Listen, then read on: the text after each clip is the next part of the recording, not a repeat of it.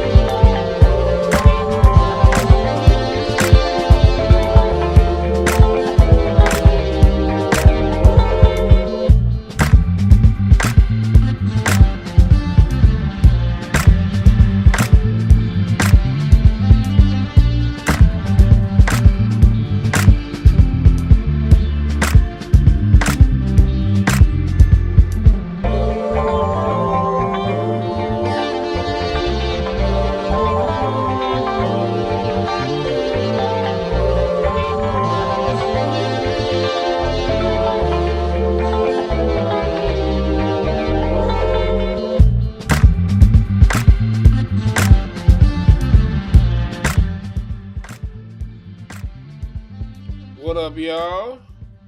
We are here live. We are here live.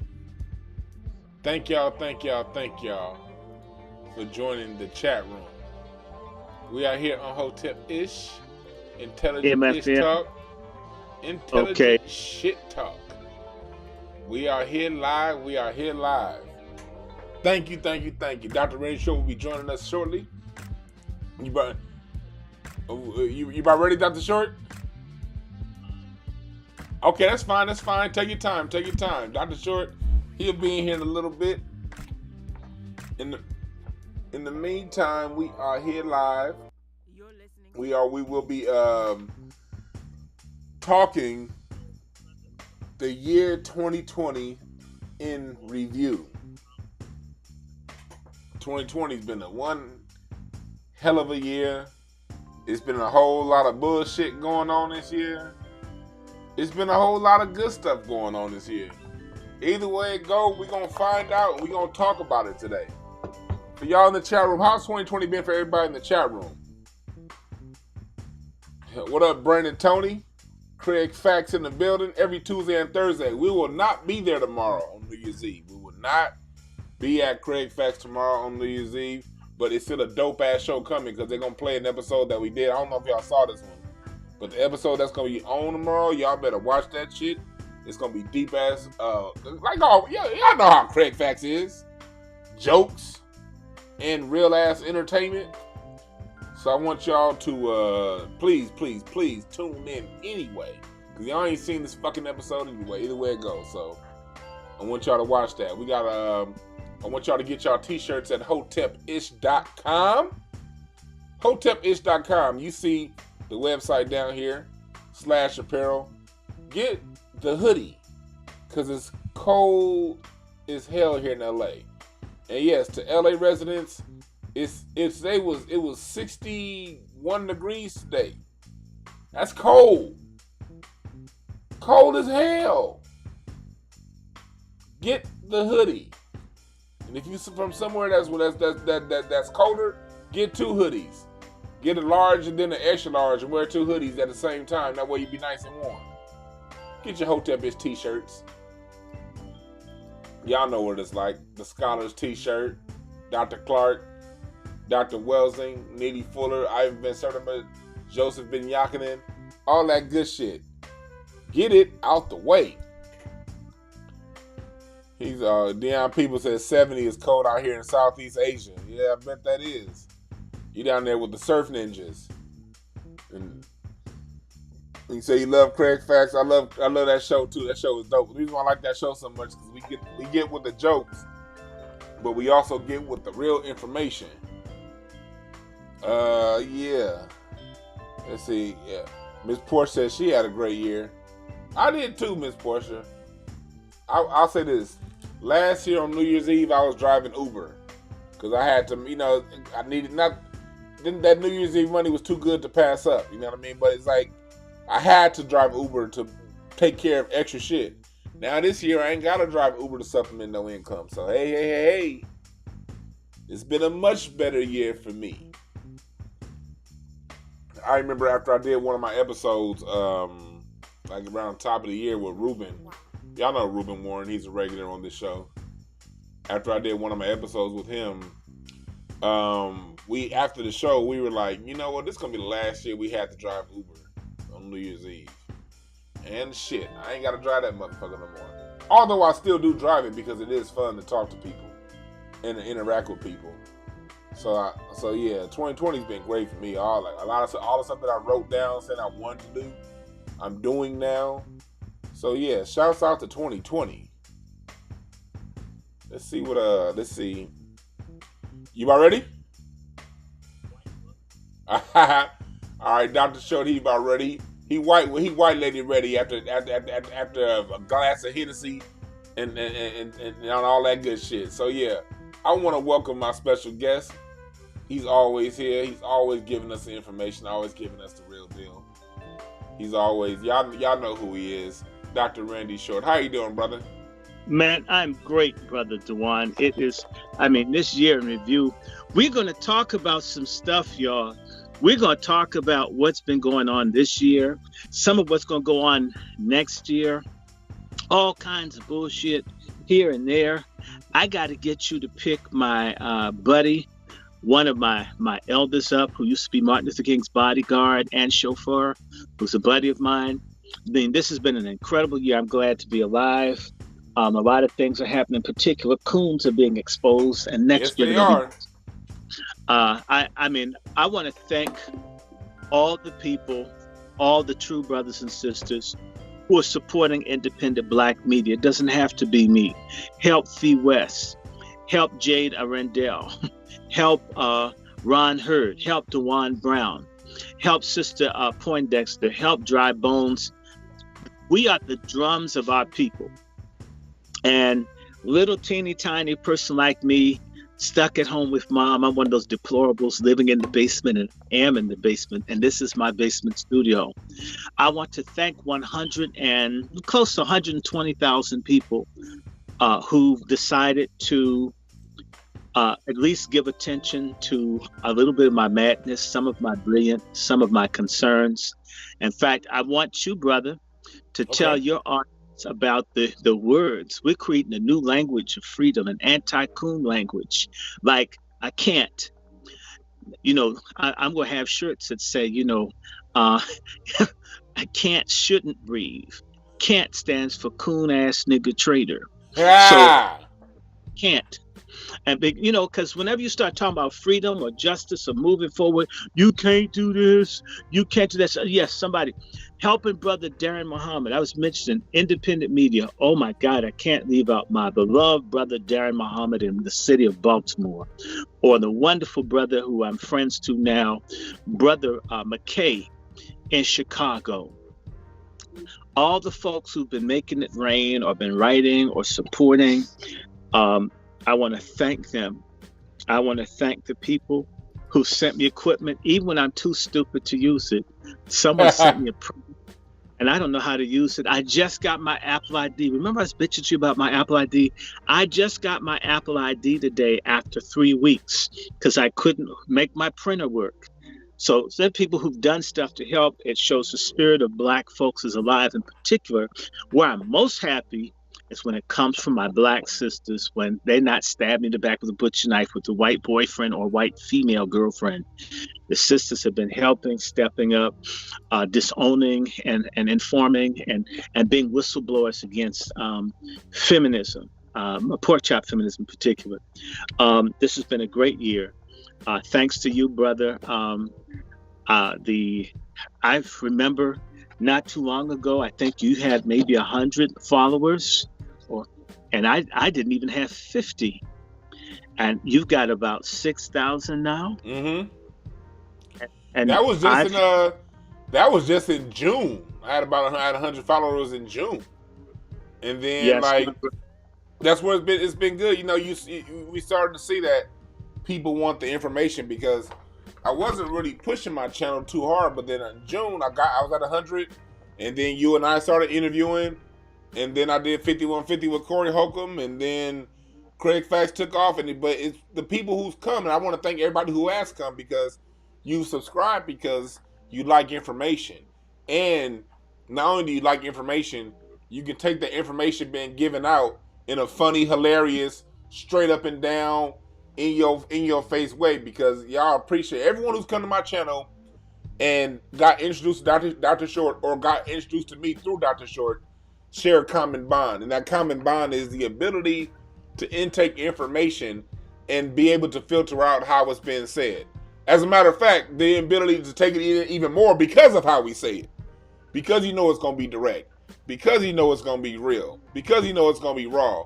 And people tired of that old 90s, 80s, put on a suit, say a whole bunch of bullshit that don't mean nothing in a nice way. People want the real, because censorship has been real, and you've always brought the real, Dr. Short. So I want to thank you for what you do and how you've because for those who don't know, I met Dr. Short through watching Brother Ron's program years ago. And I've been a follower of Dr. Short for years, just following his information. Brother Ronald Hurd, We All Be TV. Go subscribe to his channel. Ronald Hurd is such an amazing cat. He's the person that he's the person that brought Dick Gregory to the internet. He's the person that brought Judge Joe Brown to the internet in big numbers. And since then, the people like me, yes, and you on a large scale to the internet, and introduce people like y'all to us that want the real deal information, because we haven't been getting it from the Roland Martin and all those dumb motherfuckers. So I want to publicly salute to you, Dr. Short, for all that you've done. I want to salute you, and I want to mention people like Brother Darren Muhammad. I left out Sister Keisha Forrester in Brooklyn, New York. Brother Octavian up in Baltimore. People bringing it, keeping it real. Brother Dino in Chicago. My sister Shira over in Galveston. Carrie Hines in Houston. There are people all over the country. They're putting it out. They're keeping it real. And they're the drums of the black, or should I say, the descendants of Aboriginals and forcibly trafficked Africans in America. Okay, DAFTA, my turn. I like it too. It's cool.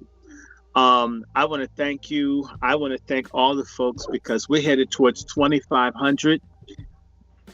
And I want to encourage other people, if they've got something to say, we need other platforms.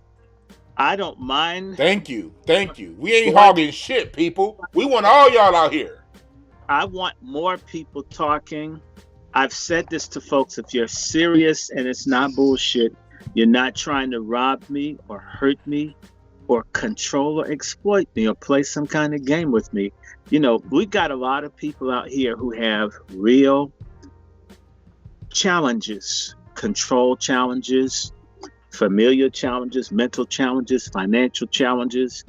I know, Brother Dwan, you've had folks, you're trying to figure out what's going on. Folks want you to get in the middle of this and that. I mean, shoot. I mean, I may not know what to tell you about, say, your children, but I might be able to point you to someone. Mm-hmm.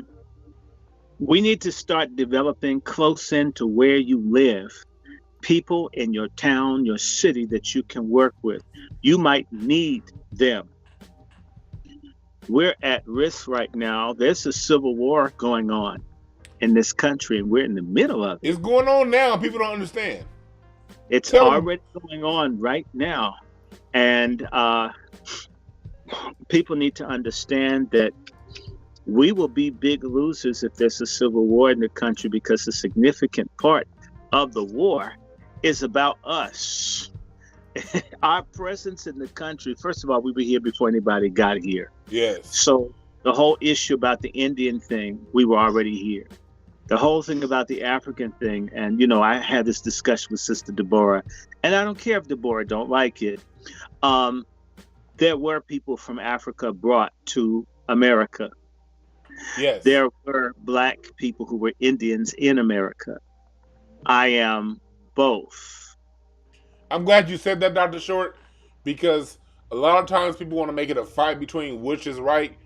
They're both right. Let's move on. Now go ahead.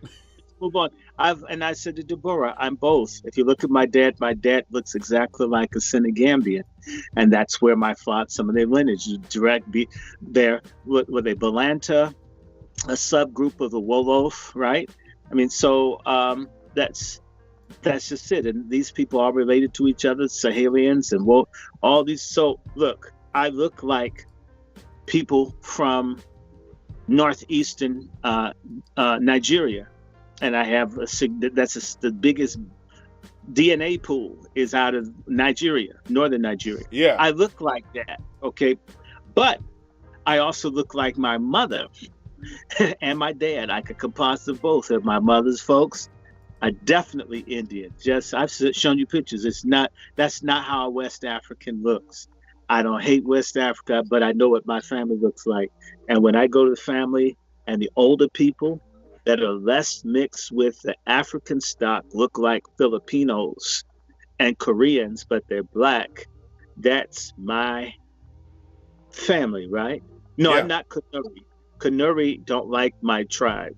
I'm a Hausa. I'm a Hausa Fulani, at least in Nigeria. Hausa Fulani, Bambara,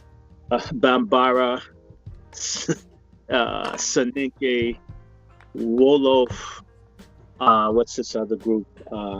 Balanta. Okay. I want to make something clear real quick, because you saying this just brought something to my attention. And this is a few comments that I've read over the time.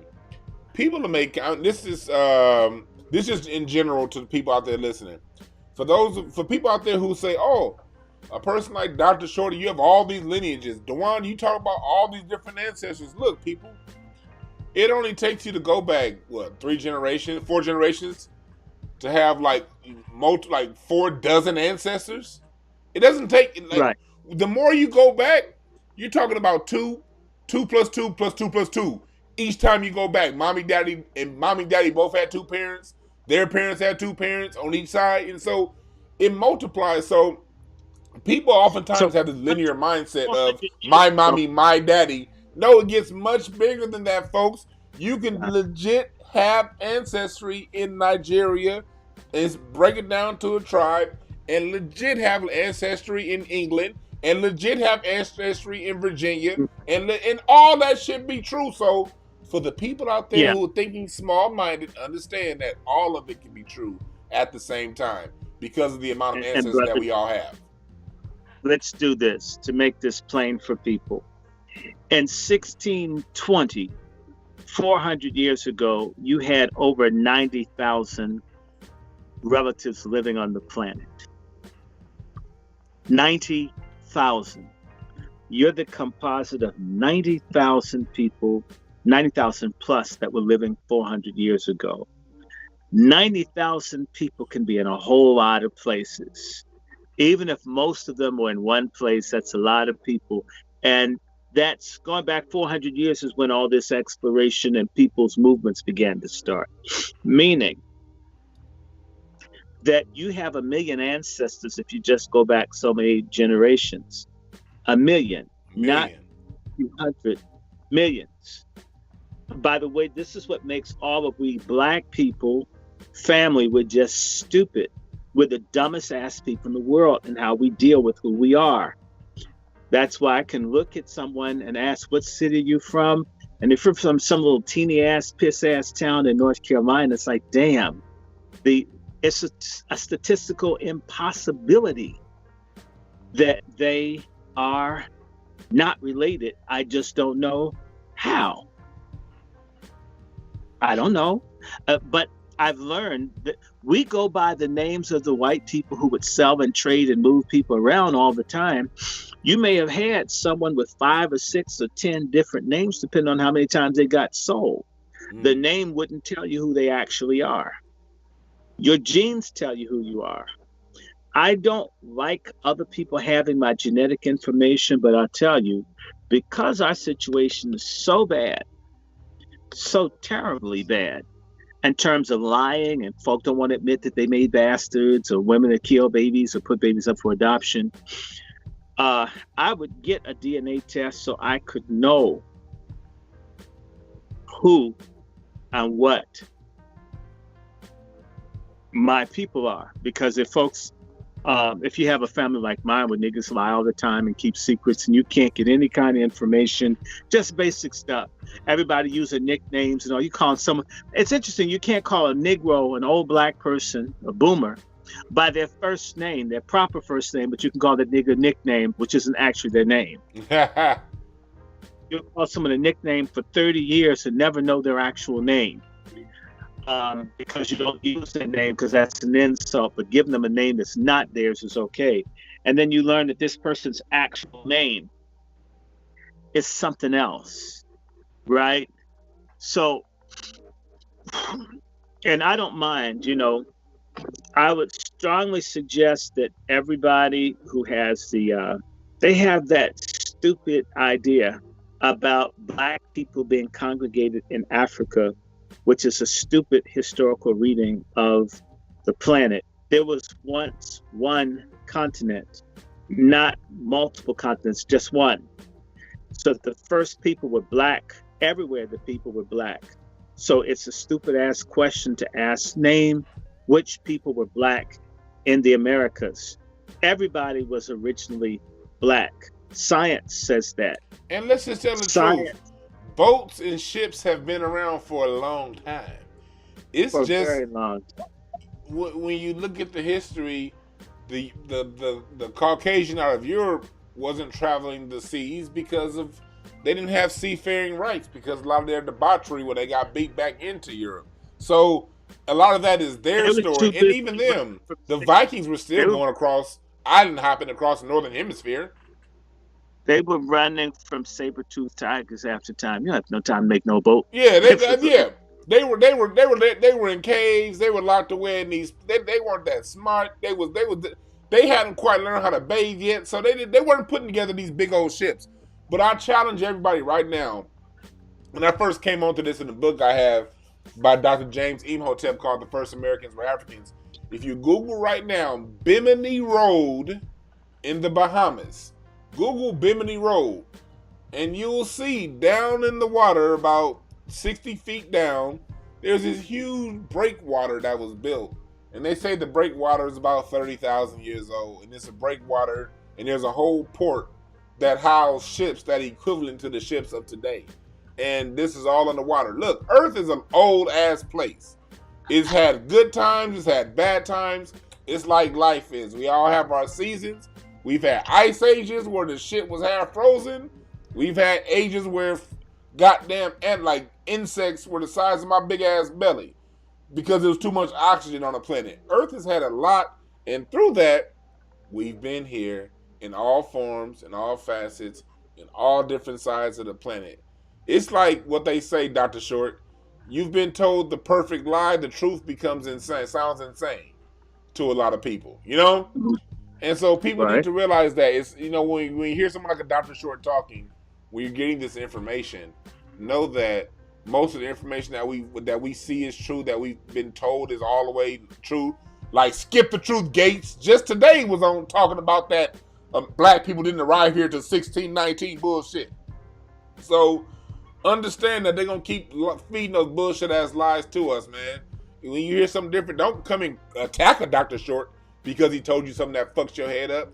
Take a deep breath and investigate what he said and find out if he bullshitting or not. But here's the thing. I did not know about the thing in Bimini, but I know about the black people sailing to Brazil. Mm-hmm. Thousands of years ago, the first people in Brazil, the first people in South America, Africans that had boats. Yeah. And they went from Australia, and then somehow from Australia, they got a boat that took them to South America. Black people have always been there. They're black people all over. You know, I had a guest on my show. They're black Afghanistanis. They're black Pakistanis. You've got a black kind of person everywhere in the world.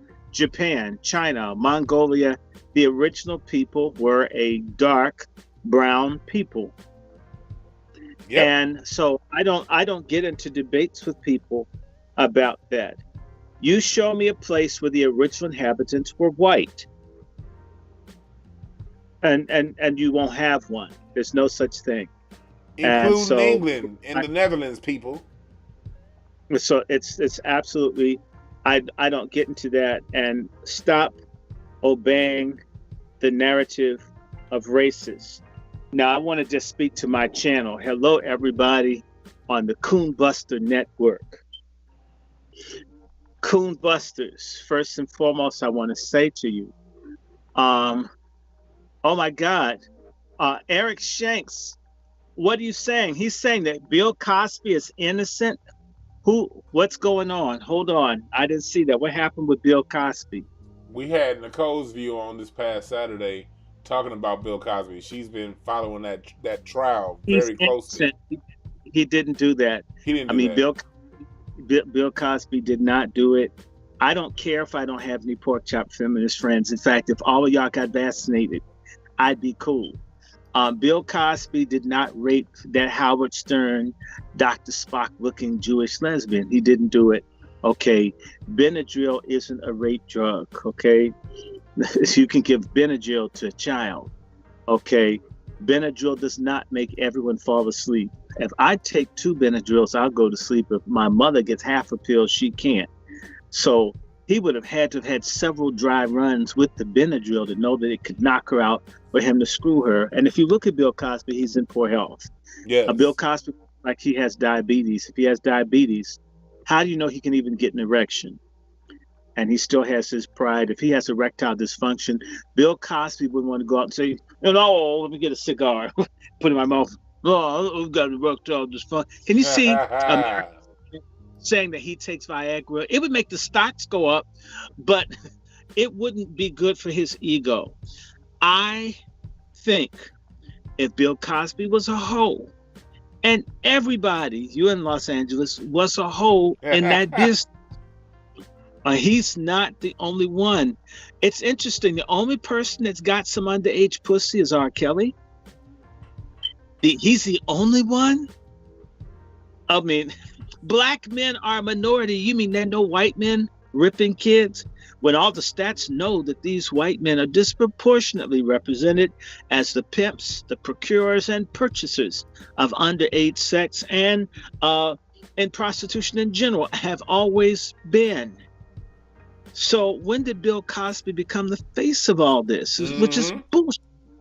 Okay, so look, it's true. In fact, I should get a picture of my dad. I'm gonna get a picture of my uncle that looks like Bill Cosby. I don't, but my uncle looks like Bill. People think I'm making this shit up.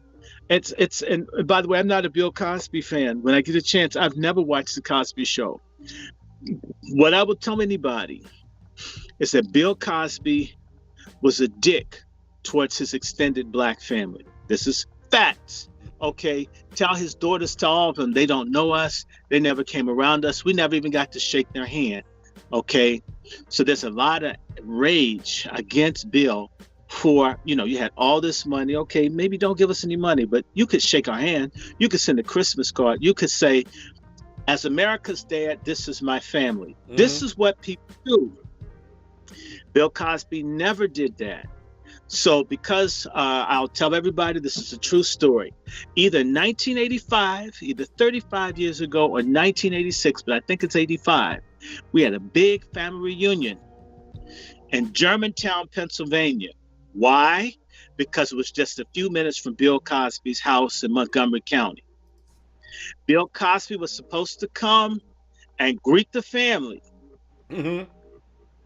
Bill Cosby's aunt, his mother's closest sister, who used to take care and wipe the crap out of him and his brother Russell's behind. Her name is Mrs. Harris. She died in the 90s.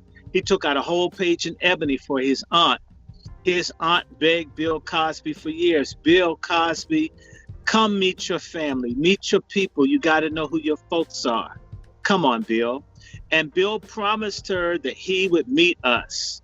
And then he told her, I don't want to meet those damn niggas. After we had like 2,000-3,000 people show up. For real? Bill Cosby would not visit. He wouldn't drive 5 minutes, 10 minutes from his house to meet us, to see us. And we had other people in the family that were famous, okay? And nobody asked for money or autographs because you're family. He refused, like, fuck us. And I was like, ever since then, I was like, well, then fuck him. It's a lot of stories like that about Bill Cosby, yeah. I never watched the Bill Cosby show. I'd watch A Different World, but not the Bill Cosby show. I've never seen a whole episode of the Bill Cosby show, ever. I've just made it in my mind, I'm not going to watch this shit. You can't be a family to me and you my blood, then damn, why am I going to do this? Fuck you, and to hell with that. And his wife is my mother's sister, my mother's cousin. Oh, wow. Okay. Yes. This is how black families are. Bill Cosby's wife is from a black town called Sandy Spring. It's in Montgomery County, Maryland. It's the oldest free black community in America. Cosby's wife's last name is Hanks, Hanks.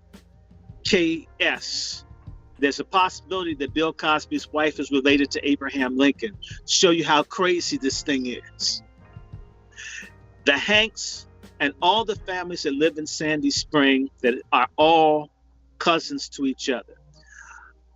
Bill Cosby's mother-in-law was born on the same street, I think, or near the same neighborhood that my grandfather was born in, about 6 years apart. I'm just saying, born in the same neighborhood. I'm going back now 100 years. You understand what I'm trying to say? Yeah, I see exactly what you're trying to say, yeah. But Camille's family, there's a split in our family.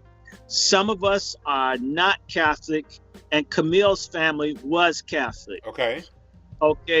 So Camille went to the Catholic schools and other people went to the Protestant schools, but she's still in this larger family of high yellow Negroes that live in Sandy Spring that got freed before the American Revolution. I'm just trying to tell you what I mean. Yeah. So I'm related to both of them. Okay, I don't want any money, but damn, if you can give it to some white holes, why not support our channels? Hey. If some of the money he gave to that white trick, had some of that been invested in people like me for scholarships, we'd be able to bang head for Bill. Bill put his money on white holes when he should have put it on black bros. Yes. Okay, so when I did talk to Bill exactly one time, initially he was standoffish. Even his publicist admitted that Bill Cosby had admitted to him that he had dogged his extended family, had never even tried. I mean, you put millions on this white whore and you didn't send a Christmas card to your whole extended family. People begged for it and nobody sent him an invoice, right? And so this is what happens to black folks that turn their backs on where you come from. You don't have to like all of your family, but you should like at least some people in your family. Some of your folks you should click with. It happens in families. Look, Cain killed Abel's ass. I mean, he killed him over God. Nigga, if you go to church again, take your ass to church again. Go to church again, motherfucker. Go there, man. You pray one more time, I'm gonna beat your ass, right? Right? Cain and Abel were brothers, and somebody ended up dead. So families don't always get along, but there should be. I want to point out something now. I want to go back because you circled around to something. I want to hit back on the point that you were making earlier because I agree with you. You said that you didn't watch the Cosby Show. Me as a child growing up, I was a child in the 80s, and the Cosby Show was directed towards me and my generation, and I wasn't the biggest Cosby Show fan. I thought it was a little bit corny, and you know what I mean? But I want people to say that we're saying this, people, to say this. We're not defending Bill Cosby because we think that he's the greatest almighty of all time. Oh, his show was the greatest. Oh, he was the father of Black America. We don't believe none of that bullshit. And I personally never met Bill Cosby, but the stories about Bill Cosby's degeneracy goes far and wide. Stories about Bill Cosby and his lack of giving to he can put his money up. But the way he's treated other Black people, from him telling people on the Cosby Show set to sit down on the floor when they were late, these stories go wide and far over about Bill Cosby. So we're saying that to say that we're mature enough to not be fans of this cat and still understand when another Black man is being railroaded. And that's what we hope Black society gets to that level of maturity, to where we can not like somebody, not be a fan of them, but still understand when some bullshit's going on. And see, I told Dwan the story that the white Jewish lady, I don't know how this broad put this together. She had been following me on Twitter, laughing at all the stuff I was saying, right? And she got in her mind, this Black guy is related to Bill Cosby. You know what I'm saying? Yeah. And this broad kept bucking me, and she asked me about Bill Cosby. I said, fuck Bill Cosby. Shit, fuck him. And she says, do you think he's guilty of rape? I says, no. He's guilty of fucking over his family. I should know, I'm in it. And she said, I knew you were related to him. Then she started nagging me. Save Bill Cosby. She started telling me I'm a Jewish woman, and it's a bunch of Jews from Iraq that hate Bill Cosby. And these Jews from Iraq want to destroy Bill Cosby and take his money. And she says, I'm a Jew. I know it. This Bill Cosby didn't do anything. She began to just teach me all this stuff about how the white people had set up Bill Cosby. And so I asked her, well, what the hell am I supposed to do for Bill Cosby? And the white lady started crying and shit. How could we Black people hate each other? How come y'all don't stick together? We Jews used to be like y'all, and look at what the Germans did. They killed all of us. She just started crying. And she says, I see you out here helping people. Why don't you save your cousin? You're helping people in Africa. Don't you care about people in America? This white woman was just crying and shit. I was thinking, she just wants some Black dick. I got it. Okay, I got it. So she kept trying to get my phone number. It's like, I'm going to give my phone number. Okay. So she gave me hers, and it says, oh my God, she's going to force a booty call out of me no matter what. Damn it. Says, you know what? I'm going to call that bitch at 3 a.m. I'll show her. I'll give you a booty call when you're asleep. Then that's it. I made the booty call. You can't bug me anymore. And the number wasn't hers. It was to Bill Cosby's publicist. Which I was shocked because I just knew it's a white woman. So, you know. And we talked, and then we talked again.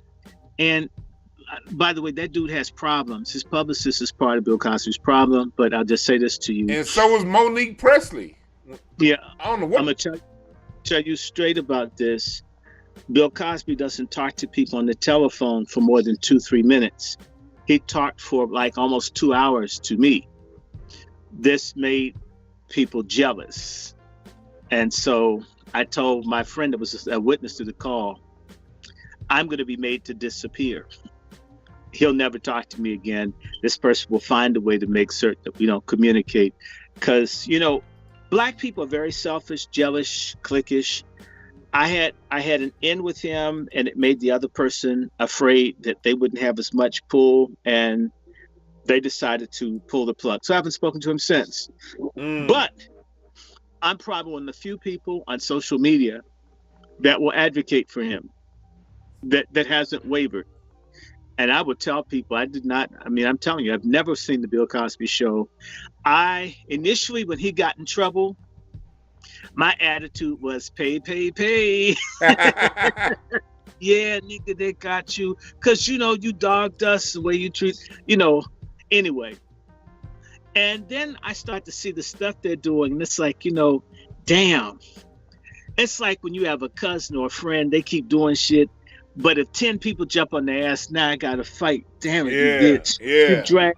And so now Bill Cosby has gotten into so much shit until we've been dragged into, because we have to fight, because now it's all of us that are going to get screwed. And ever since they did this thing to Bill Cosby, it's picked up.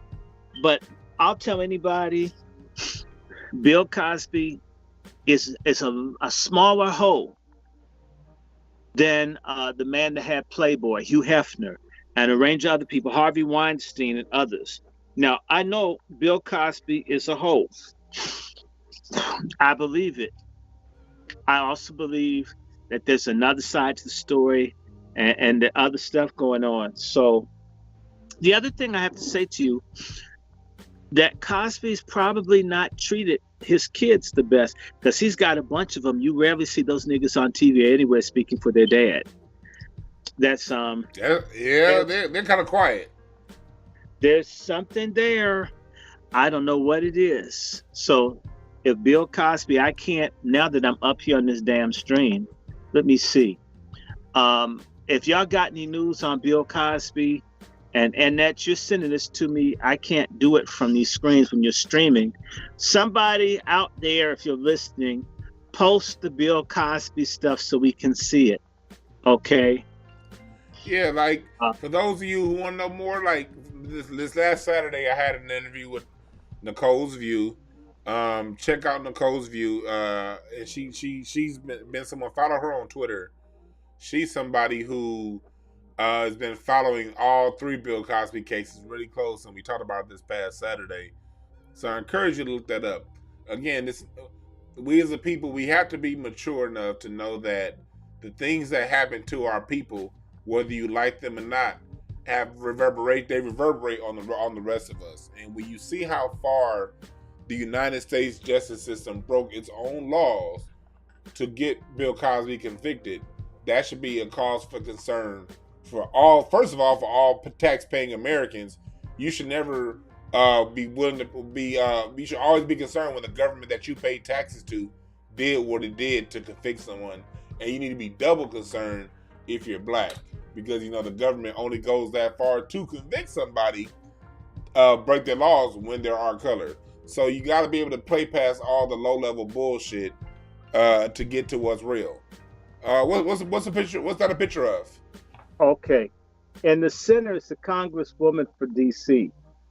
back before her alcoholism made the bitch age. Okay. She does look like Michael Warren from Hill Street Blues. That's a woman still. My dad is on the right, and my uncle, who looks more like Cosby, is on the left. See how he looks like Cosby? And I've got cousins that look they look even more like him than he does. Okay, I'm just saying to you that's not to make up. His family's from Lawrenceville, Virginia. There's a big short family in Lawrence. All of us have the same family in Southside Virginia.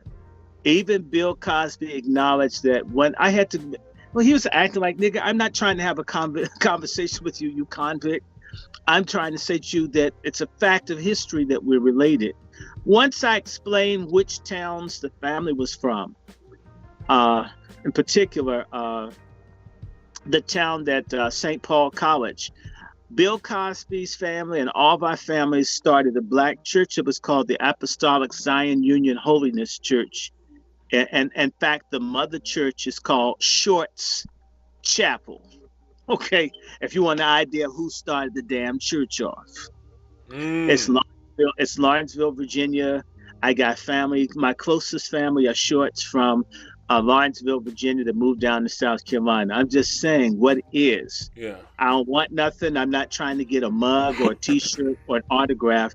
I'm just stating it's the same way that what's her name, Alberta Cooper from Rocky Mount, North Carolina, is my grandfather's cousin. That's Marvin Gaye's mama. It just is. That's crazy you said Rocky Mount. Like, because Dr. Schultz helped me, I found I've had family that comes from Northampton, Virginia, which isn't too far from Rocky Mount. And it's funny. I didn't know that back then. I went back in 2001, right before 9/11. I played the drums for my church. We had another sister church that had a convention in Rocky Mount, North Carolina. And I remember going there, Rocky Mount, Goldsboro, those different places in North Carolina. And I remember being there and feeling like, I just had a feeling like, okay, I've been here before. I ain't never been to no goddamn North Carolina, but I had a feeling like I have been here before. I remember walking outside, walking down the street in the dark, and just thinking like, man, this place feels so goddamn familiar. And then I found out just in the last 6 months that my family was from right up the road. And on top of that, they was there during the 17 and 1800s, and they were free the whole time, never enslaved. And it's all these stories like that we don't quite know exist. But I asked you a question off your name, Brown. I asked, was your family from Southern Virginia? And you told me you did not know. I asked you specifically Southern Virginia. Your name is Brown. I have family named Brown from Southern Virginia. There's even a documentary film about Farmer Brown. The Browns were black people with land in Virginia. Those are my cousins. I can make it clear that my Brown side isn't from there. I know where the Browns come from, because that's not my name. But I know where they come from. My family that's from there, their last name is Roberts. That doesn't mean much. Yeah. Northampton, I have family from Southampton, Olive Wright, Dinwiddie, Brunswick. Let me just give you the Browns. The Browns are from Mississippi. But you have to understand, where did the people in Mississippi come from? And since you don't have that history, or do you? I have history of the Browns, because the Browns came from my grandmother gave my dad the last name of his older brother's father. His particular father was somebody totally different, but my dad got the name Brown by way of my grandmother's first husband. After she got her divorce, she still named my dad Brown. So that's how I know that particular set of the Browns. I've done some history on them. They're deep in Mississippi. What's the other name other than Brown? What's the name? The Roberts clan. The last name Roberts. They're from Northampton, Virginia. And they're the ones I told you before. I know a lot about them now because, thank God, I have a cousin that's a professor at the University of Indiana who wrote a book on the full migration from Northampton, Virginia to Indiana in 1830. So luckily for me, I have family members. I have family who was scholarly and put our family history in a book. So that's some shit. So look, let's get on with some news. But I'm telling you, we colored folks are family. Sister Dawson, thank you. I like my outfits too. And I have an orange one. I've diversified my Biden wardrobe. Since y'all want to be prisoners of the greatest mass incarcerator of black people, I have an orange suit. Okay. I got an orange jumpsuit. I just couldn't find the hat. Do they wear hats with the orange jumpsuits? Yeah, I don't think so. You're from LA, you should know about people's asses going to jail. 1 to 3 of y'all go to jail out there. You're supposed to be able to help me. Help me out. Look, I just want to say to y'all, this year, it's going out in a bang. I told folks, everybody that follows me, it was going to be judgment this year. It was going to be judgment. Negroes, we're going to face judgment this year. Okay? A judgment. And the judgment is here. I hope that y'all don't take that mark of the beast and Lucifere stuff. A lot of black people are dumb. They're determined not to listen to anybody. Okay? Yes, I got orange. It looks good too. but it's a little tight around the crotch. I don't know if that's on purpose, if that's a part of the costume. I'm serious. You have to like kind of squeeze in and get to it. But I want to encourage everybody as we have fun this on this segment here. We should open this up, y'all. What has this year been like to y'all? And one at a time. What has this year been like? In fact, I'm trying to get some damn Bitcoins. My Cash App told me I couldn't have Bitcoin. I was thinking, so I've got to figure out how can I get me some Bitcoin. Do you have? Is it because I have a credit union? I have to like use a commercial bank to get me some damn Bitcoin. I'm got a question for you, Dr. Short. So, with the theme of this episode being 2020, how has the year gone from where it started? What are some things that you're grateful for in this year 2020 that America has evolved from where we started to where we are right now? What are some things that you've seen good that's happened? We all go to negative shit, but I know your definition of good. What's some of the good shit that you've noticed?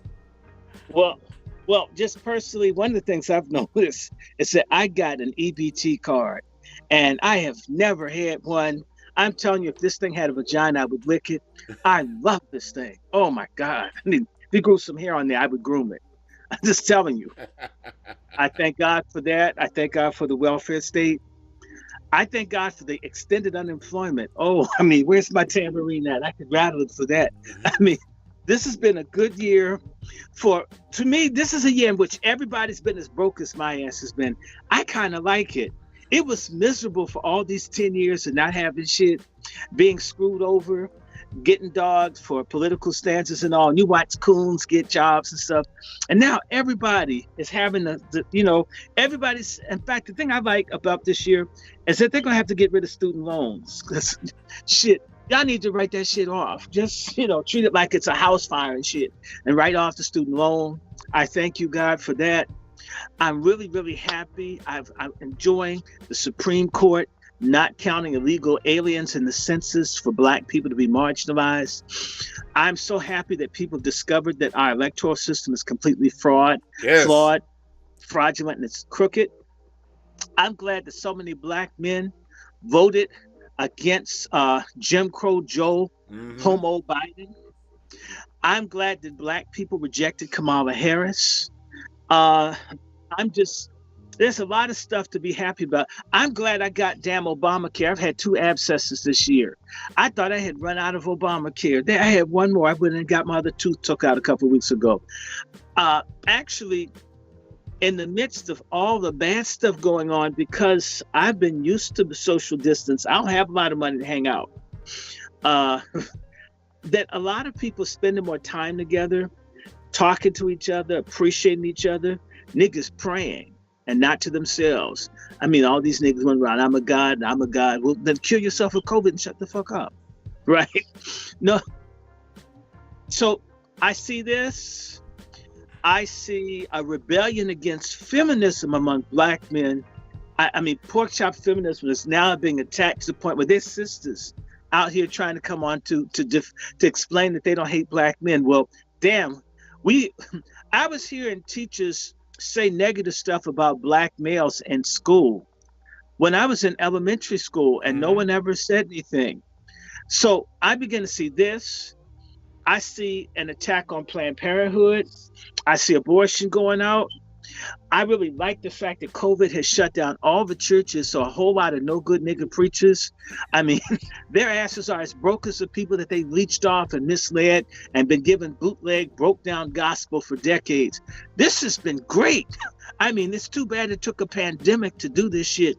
But, if it hangs around a little longer, I mean, I see people, Black people, buying guns. Hey. Like when we were kids, we all had a big room full of toy guns and shit.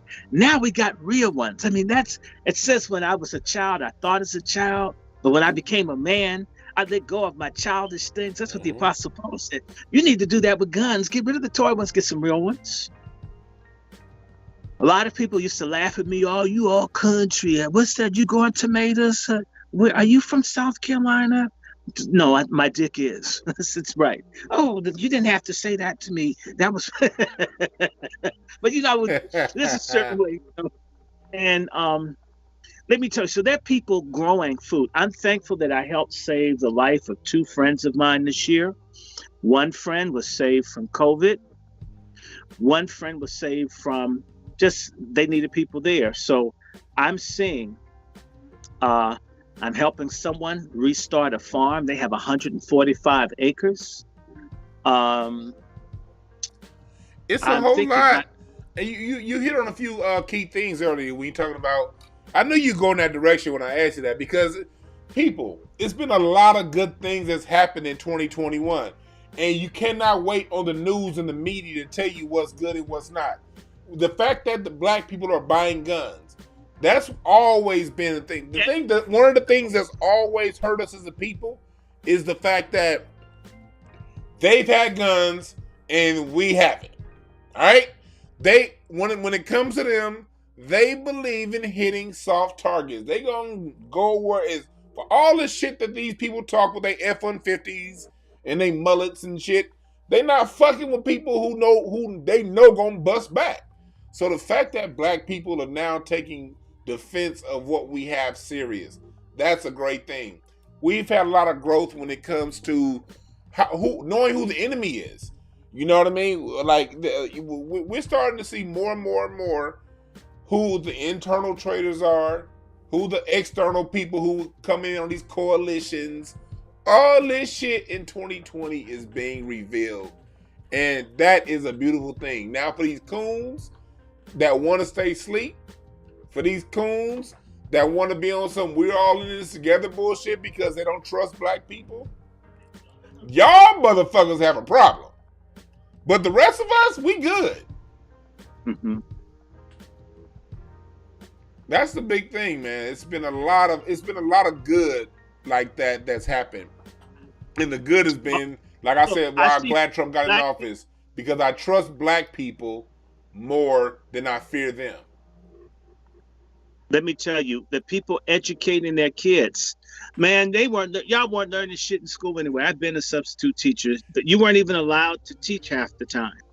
Yeah. Now folks are going to have to educate their own children. In fact, a lot of marriages are breaking up, but that shit was bogus anyway. A lot of stuff, I mean, and that's actually positive, because you had a roommate and shit, right?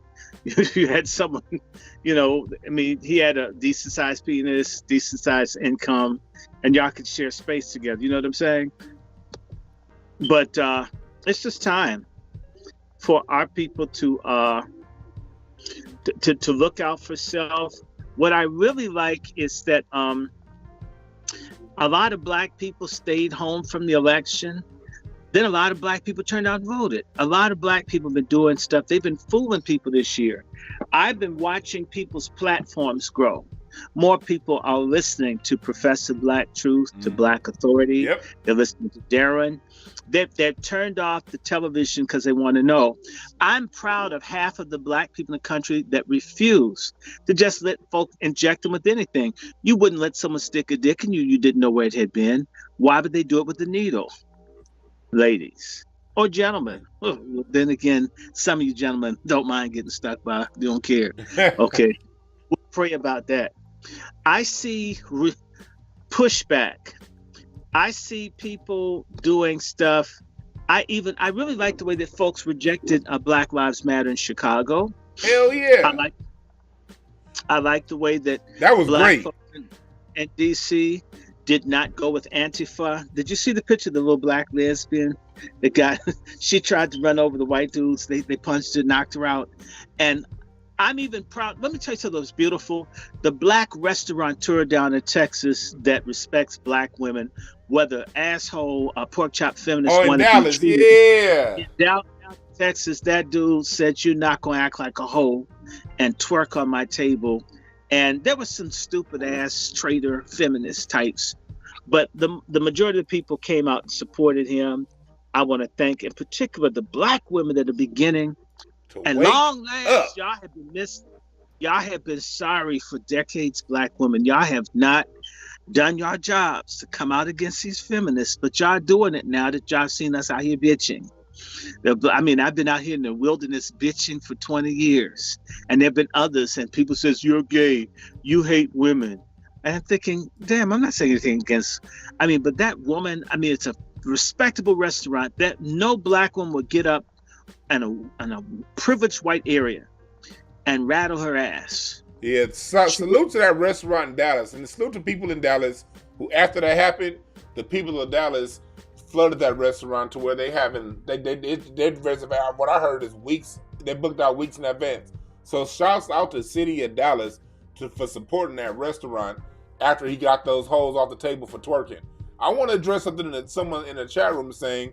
Somebody in the chat room, it's a couple people, it's a couple of y'all in the chat room, and I'm getting back to you, Dr. Short, in a second, but I just want to address a couple things somebody said in the chat room about guns. Somebody in the chat room saying, well, they got lasers. The military got this. Look here, God damn it. Do you know it's against the law for the military to do any kind of military action in the borders of the United States? I'm going to start off by saying that. Why am I saying we need guns? I'm not saying we need guns to go ahead and fight the military. You don't fight no fucking military, stupid. We have guns because there are these people known as white supremacists, right? The white supremacists are people that the FBI said is the biggest threat to national security, right? They're white supremacists that what they do is they go places like in Florida, they shoot up bowling alleys full of old people that they know don't have guns. They do like Dylan Roof. They go to South Carolina. They go to churches and shoot up places where they know niggas ain't got no guns. They do like what happened in Long Beach a couple of years ago when that black man got shot in the bathroom and the white supremacists wrote a swastika on that motherfucker, and they do all of these things. So the reason why we're saying it's good that we have guns is because the more that these sorry sons of bitches know it might be a problem when they come up against us, the less likely they are to strike. Because if you read the Turner Diaries, read the book 1977, pick it up. If you read Camp of the Saints and you read how Reddit and how these people think, they target those of us they know ain't gonna bust back. So when you have a gun, when you're protected, you now can arm yourself and fight back against the cowards who have the backing of the police departments and the military. That's the purpose for having guns. We know we're not gonna beat the Navy, fool. Sorry about that, Dr. Short. Go ahead. Now, brother, you left out the bowling alley in Rockford, Illinois last week. A white supremacist. Yeah, that's what I was talking about. Yeah. He shot 6, killing 3.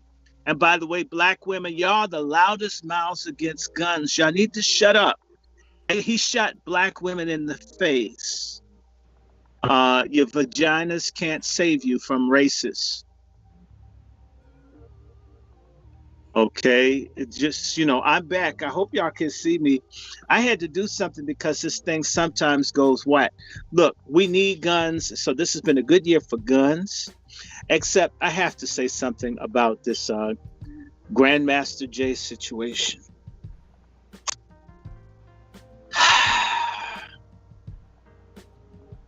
Damn. Let me do it one more time. Now, I think it was on your show and Ron Hurd's show, I made a comment. So I made a comment about Grandmaster Jay and, of course, him looking like a mutant Ninja Turtle without the shell. With a bowl cut. What nigga got a bowl cut? But go ahead. Well, that if you want the radical leftist chic of the Black Panthers and the other militants of the 60s and 70s who got jailed and shot down, the state is prepared to give that to you. Okay, whether you're serious, whether you're playing, whatever. Okay, I'm going to say this and I mean it. Guns, yes. Okay, I personally have weapons. I can't say what I have, but I got something. I think I do. And if not, I'll get some more. I'm all for people having their Second Amendment rights defended. Okay, I'm all for guns. If you listen to any of the shows and such, I've been telling people get guns. I've been saying it on television. Black folks need to have defensive, lethal, deterrent weapons in their home. They need to. They need to know how to use it for racists and for black subversives. If you're a black cat burglar, you're subversive. You're stealing on behalf of white supremacy. If someone busts a cap on you and they have to take you to the morgue, great. Black people who prey on other black people are enemies of the black nation. They're traitors. I don't see crooks as patriots. To hell with that. You rob and you rip off and you dog out our black women, our black men. Good black family man shot in the head because you're a junkie. Death row ain't good enough. I don't want to wait. Shit, my box of Cracker Jacks won't stay fresh long enough for your ass to be fried. If we got rid of our low-level crooks in our neighborhoods, when we start punishing their asses too, people would take us seriously. We do need weaponry, but we do not need to go on television and say, hi, white supremacists with nanotechnology, bioweapons, electronic pulse weapons. I have a gun that I bought from your store. I don't even have ammo to last me a week. Ain't I bad? Aren't you intimidated? Only a buffoon or a traitor or someone mentally ill or all the above would create a movement wherein people who are black who do have self-defensive weapons could be identified, targeted, and killed one at a time. Anyone that would create such a movement, I don't trust. I suspect, I don't believe in. It came out that he was taking serial numbers from people's guns. He was logging serial numbers from the members' guns. That's what one of the members said. Like, that's what the fuck? I don't trust it. I've seen him before. I'm not getting involved, and I had folks writing me, telling me we're not speaking out for Grandmaster J. You're not going to get me in the middle of anything. If you're so big and bad, if you're going to deal with someone that's terrorized the community, do it. Be the best that did it. Get away with it, and don't tell nobody. Somebody in the chat room said something. You want to go on talk shows and give testicle prints and kiss baby and say you're fighting for that. Hey, that's a damn liar. Somebody in the chat room said, well, he was operating a well-organized militia.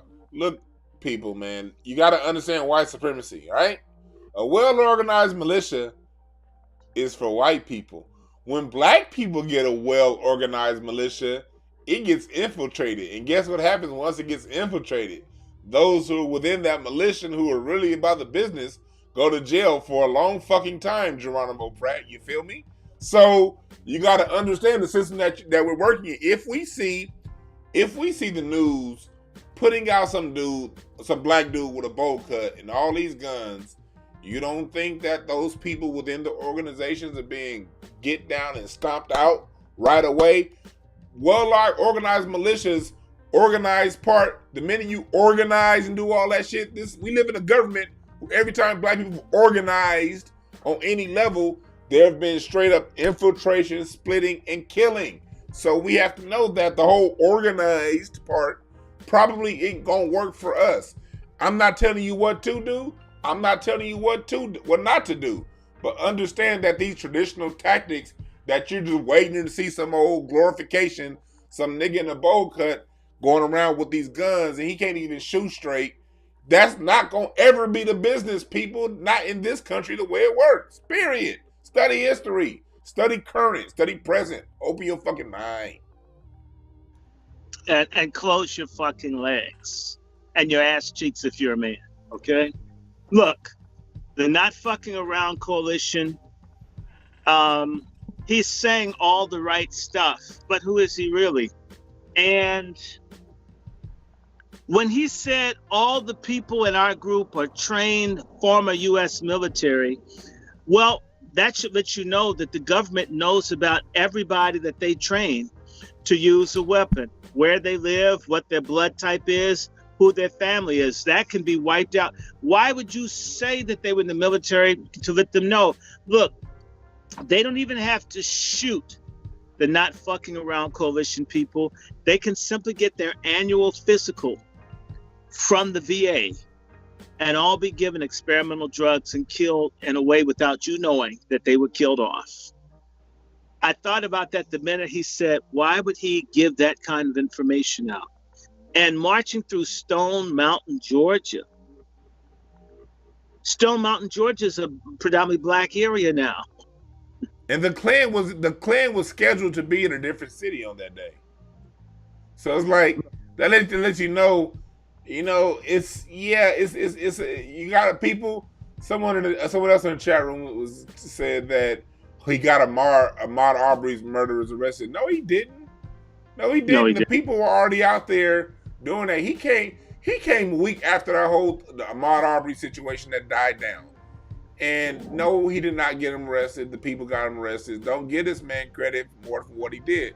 Black people are always looking out for a savior. We're always looking out for somebody to come do the work you don't want to do. No, we're always looking out for a flawed savior, a compromised savior, a double-edged, backstabbing, double-agent savior, a sellout savior, a media telegenic, a resume whore savior.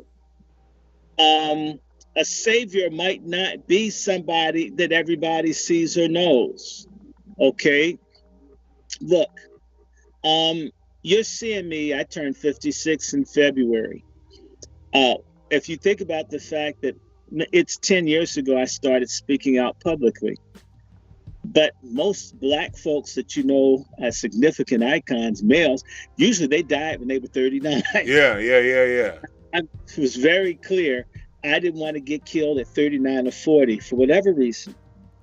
And I'm not even saying I'm anybody's significant leader. Yeah. You see me now, as some people see me on TV or whatever, but there are years and years I volunteered, did stuff, and I'm happy for other people to be out there.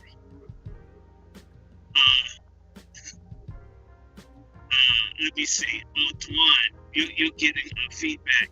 Hey, Dwan, if I'm correct,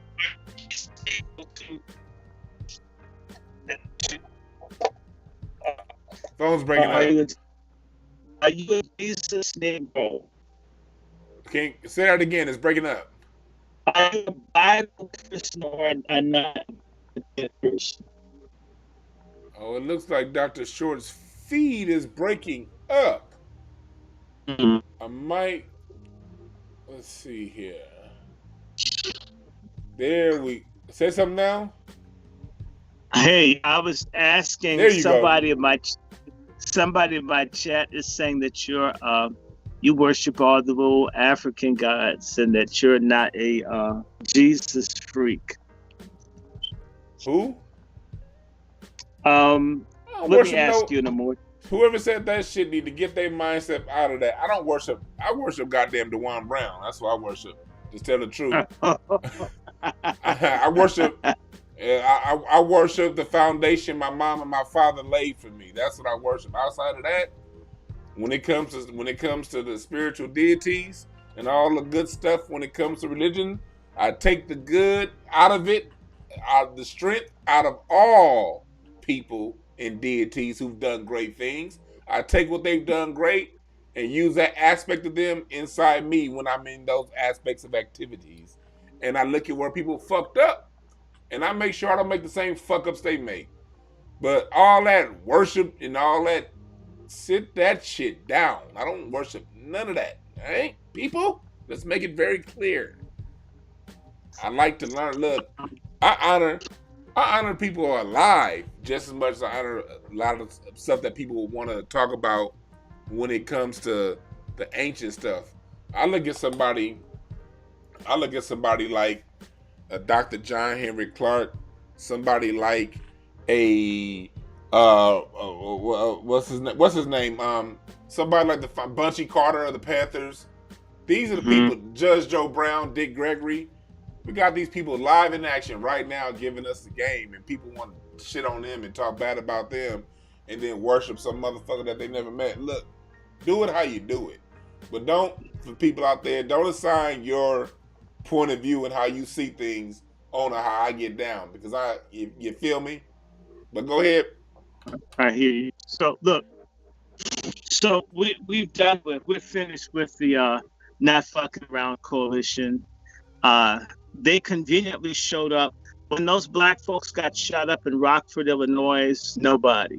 Black folk getting shot up all over the country. You've never seen the Not Fucking Around Coalition initiate an action to defend black people. They've only showed up when there's already an on-the-ground struggle among grassroots people.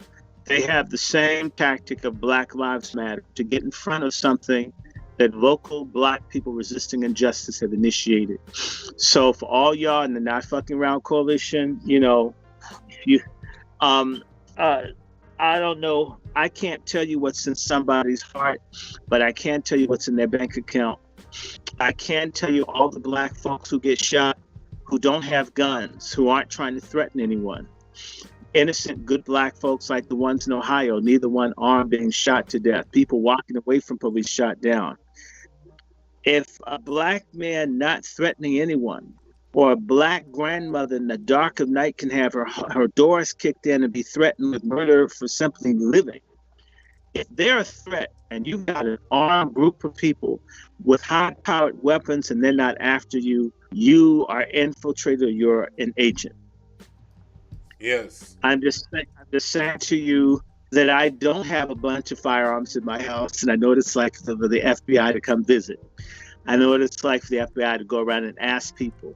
I know what it's like during 9/11 for folks to go up and ask questions about me. And my teachers come back and say, folks came and asked us about you. Homeland Security, I'm thinking, you don't even hear me talking about guns. You mean I threaten them with a pen, a couple of ideas?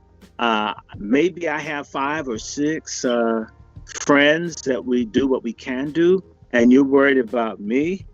As someone that has thousands of followers with weapons, and they're not opposed to you? Something's very strange there.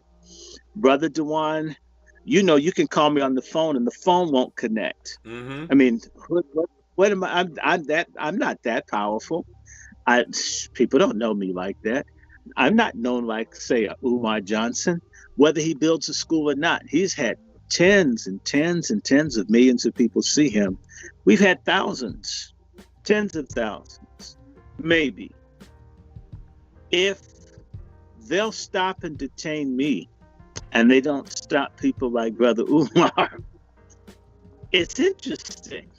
I'm just saying to you. Well, and this is sort of why they killed Fred Hampton when he was like just out of his 20s. I'm not saying that he's the most effective. They had identified him as a kid when they were shooting people who were practically children decades ago. Right? Yeah. And then this dude has an army, and they're not bothering him. Let me just say to you, there is an army called the Army of General Hassan, based here in D.C. And General Hassan had a TV show on Fox here in D.C.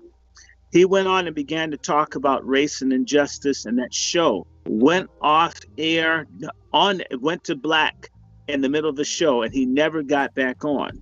Hell, I remember they did that to Arsenio when he invited Farrakhan on. Right. I'm talking about going back to 1970. I'm going back almost 51 years, and a black man starts saying real stuff.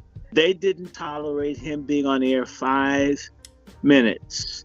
It was stopped. So when you tell me you get to go all over the country, have guns, and you're not being stopped, okay? If there are a list of people, and I'm not that important. If someone says, Short, you're never going to get on any shows, no national shows. People know about you. You're bad. You can't be trusted. This is little teeny tiny me, and I don't see myself as anything other than me. You mean you're afraid of me, who does not have tens of millions of views, but you're comfortable with someone that talks about killing people that's had millions. Ah, Someone help me. What made me so threatening, and what made them so unthreatening? And what I learned, my friends, even in the universities, the kids who talked all the radical stuff, the ones that did, they were more afraid of me having a study group than these kids who want to say they're going to burn something, because people fear ideas. you right about that, Dr. Short. And I want to interject something real quick, just going into address, because it's a lot of fear. I'm noticing a lot of fear in the chat room right now. A lot of fear in the chat room. Somebody said, "I don't know when to get my gun." Look, if you wait to get your gun to when it's time to get a gun, good luck getting a gun. First of all. Second of all, I want to, and for the person and people in chat, someone in the chat room is saying the new black media is failing to tolerate the NFAC. Look, person who said that, I'm not going to say the name because I ain't got no personal feelings towards anything that anybody says in here.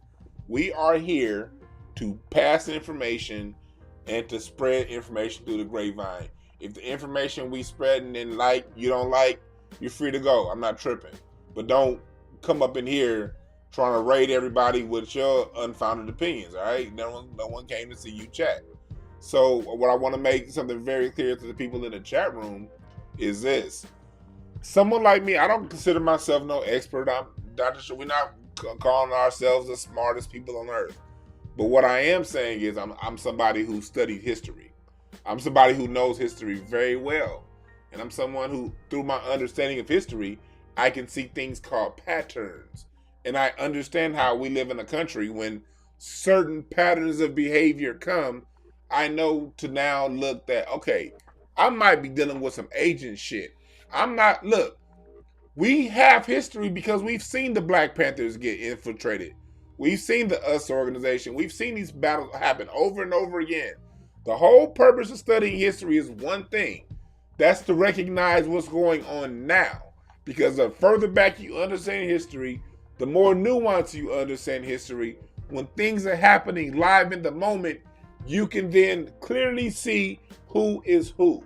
And so when I live in a nation who just 6 years ago in Ferguson with the Mike Brown killing, I seen Darren Seals get killed. We've seen all of these people who were true grassroots activists on the ground in Ferguson getting murked off left and right, those who were doing things that were effective.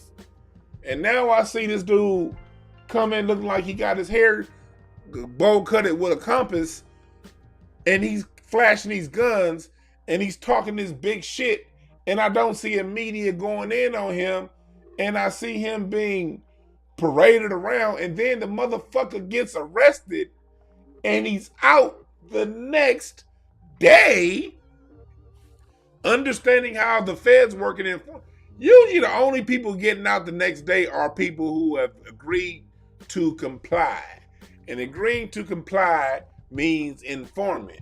And if someone's an informant, why in the FUCK would I put my damn name, social security number, address, and then give them the registration to all my guns and all my information?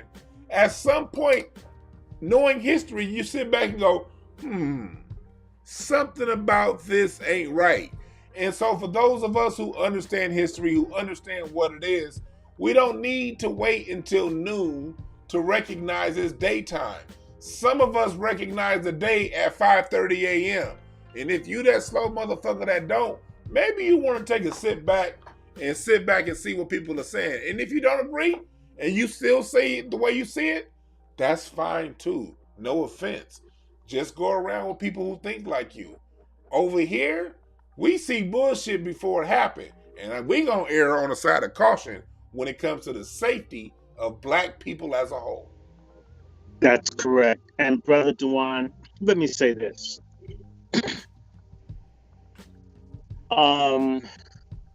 My big brother is Larry Pinkney, who you have to have on your show. Mm-hmm. And just if ask me, I'll send you his number. You call him, tell him you gotta go on and do it. Okay.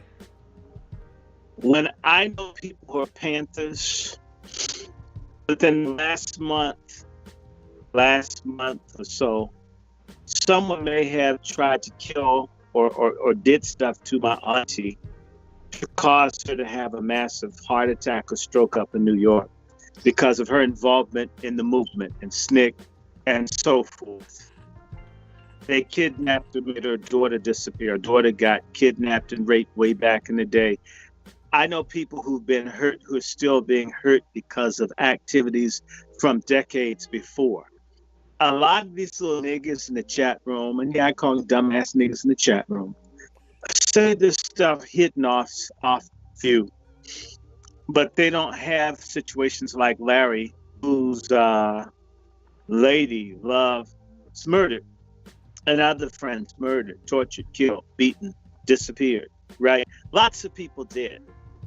Most people don't know any of that history. They don't care because, no disrespect, 99% of black folks are fence riders. They are Saturday night quarterbacks. Okay? Saturday night. Right. Not even Monday. Saturday night quarterbacks. They didn't march. They didn't boycott. There's no kind of sacrifice in any way that they've made in this struggle. But yet they've got mouth on what other people do. Even Malcolm would say he didn't understand what Martin Luther King was doing, but Martin Luther King was doing something. The other people ain't doing nothing, but they've got a mouth about people that do what they can do. And you know what? Keep talking, but those are the first people to say, okay, what are you doing? You know what I'm doing? I must be doing, first and foremost, I've helped expose this plant down in Atlanta named Raphael Warnock. I was talking to you about that nigga being no good months ago. Yes, was I not? Back in the summer. I was telling you stuff before it's in the papers. Yes, Did you I? were. Fact. Right? How many times in the short time you've known me, I've told you about something and then it happened? Mm-hmm. Dick Greg, time and time again, I said, did you see this shit over here? Did you see what it was? What I'm doing is what your preachers and your celebrities and all the other motherfuckers that you've made rich don't do. I've made people think. So my mother was going to a church, I'd say about 6 years ago. And when my mother went to this church full of foreigners, and when they said her name, the people started cheering. These people from South America. And my mother's trying to figure out, why are these people cheering for me? I don't know anybody here. And at the end of the service, the people all came up from Colombia and other places and says, excuse us, miss, are you Randy's mother? And she says, yes. And the guy says, I owe my life to Randy Short. He helped us when nobody else would. These are blacks from Colombia, South America. My mother was shocked when these people all saw her as a rock star. So what did I do with the help of people like Cynthia McKinney is we may have helped save a few 100,000 black people are walking this earth because of advocacy. That's dope. You understand? That's just Colombia. Yeah. Okay. If I was in the airport, Charlotte, North Carolina, flying to Ohio.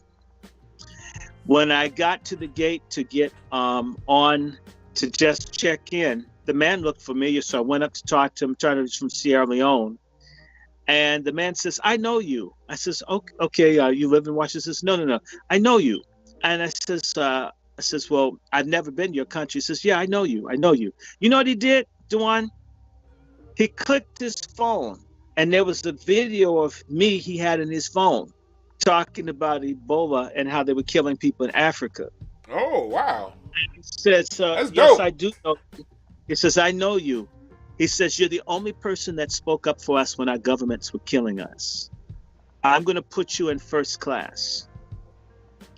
This is all I can do for you. Thank you. You were the only person that tried to help us. Now this, I don't even know That's this person.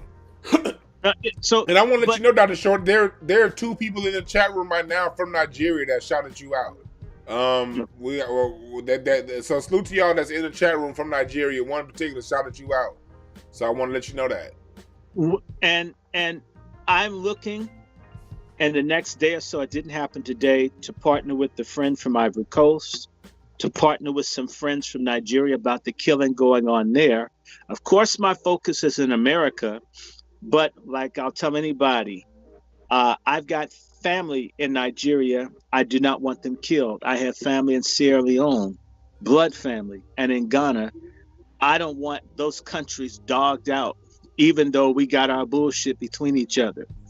My friends in Libya have been killed or destroyed. So when you wonder why this is hate for Obama, I lost people that I liked got destroyed behind Obama and Real Hillary talk and Hillary.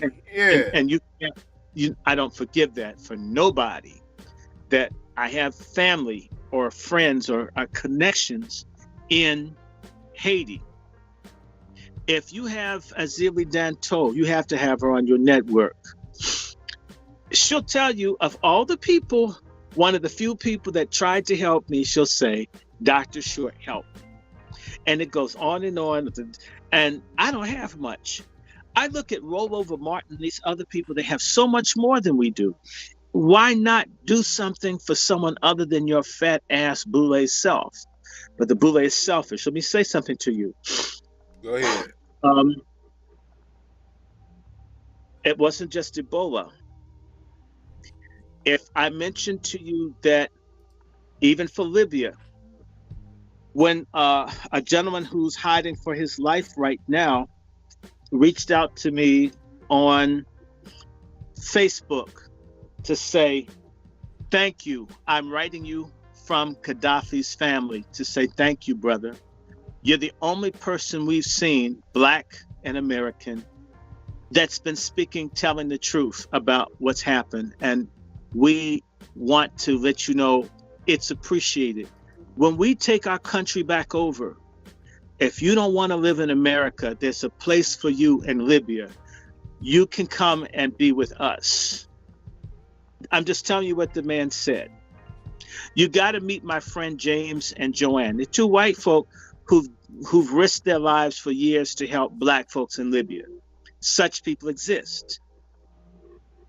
Reverend Walter Fauntroy, number 3 in line to Martin Luther King, number 2 in line for Martin Luther King when he passed. When I saw him for the first time in years in church, he jumped up and hugged me and said, "You're the only person that cares about me." Before you Can you imagine a former member of Congress who was with Dr. King with the sign about saying, "You're the only person that stood up for me, that cared about me." In fact, he said somebody prayed for me, had me on their mind. If I called him right now, he would tell you, I love this person. Why? He knew Congress people and millionaires. He made Bob Johnson, and none of them spoke. And little broke, eccentric, foul-mouthed me was raising hell. You can talk to Fauntroy's brother. He'll tell you I gave him a prophecy. Yeah. Mother's Day 2016, that if him and I sat down at a table together to plan for his brother having a movement to bring him back to America, they would release him because they'd be afraid of me and him working together. Do you know what happened? I want to point something out before you go too far, because you've given us some good examples. What I want to point out to the people listening to is this. You've heard me talk about the relationship, the downside of the relationship between Black Americans and Africans across the diaspora. You've seen Dr. Randy Short go in on Africans as far as the relationship between Africans and Caribbeans and their relationship with Africans in America, with African Americans, Black people, Moors, whatever the fuck you want to call us. I pointed out to say this. With all of the internal fights that we've had, we as Black Americans we still know at the end of the day, you're our brothers, you're our cousins, and we're at our best when we come together. But coming together with Africans across the diaspora, coming together with brothers and sisters in the Caribbean who are on the right shit, the first thing we need to do is clean out the fucking traitors. Because the traitors don't care about me, they don't care about you. These are the people you have all that land over there that's selling out the people over there with good intentions and good hearts, forcing people to have to make the decision to move to the United States to get resources. We understand how this beast acts. So when we see people from your country coming to this country on that bullshit, we gonna check it until you start checking it first. But within that checking, it's still love. We still love you, and we love you to the point to where we're not gonna let some coon ass fake black president go and bomb your shit without us saying about it, because the biggest coon of them all is Obama and Eric Holder and all these motherfuckers in Congress and in the Senate doing this shit to us. Brother Dwan, I can do more. I work with the new I know you can do more, but I kind of want to stay on the topic of 2020. Yeah. So anybody from the diaspora, that includes Black Brazilians, I've done what I could, will do more. But we've been doing stuff. So I can say they want to legalize prostitution in DC. We helped smash them. There are a lot of Black women who aren't selling their ass today, right? I'm just saying to you, if you look at the effort, the hydroxychloroquine, when Donald Trump was trying to tell Black folks how to save their lives, they couldn't find but 3 people to stand with doctors from the American Medical Association and other groups to try to save Black lives. My name is one of them, one of 3.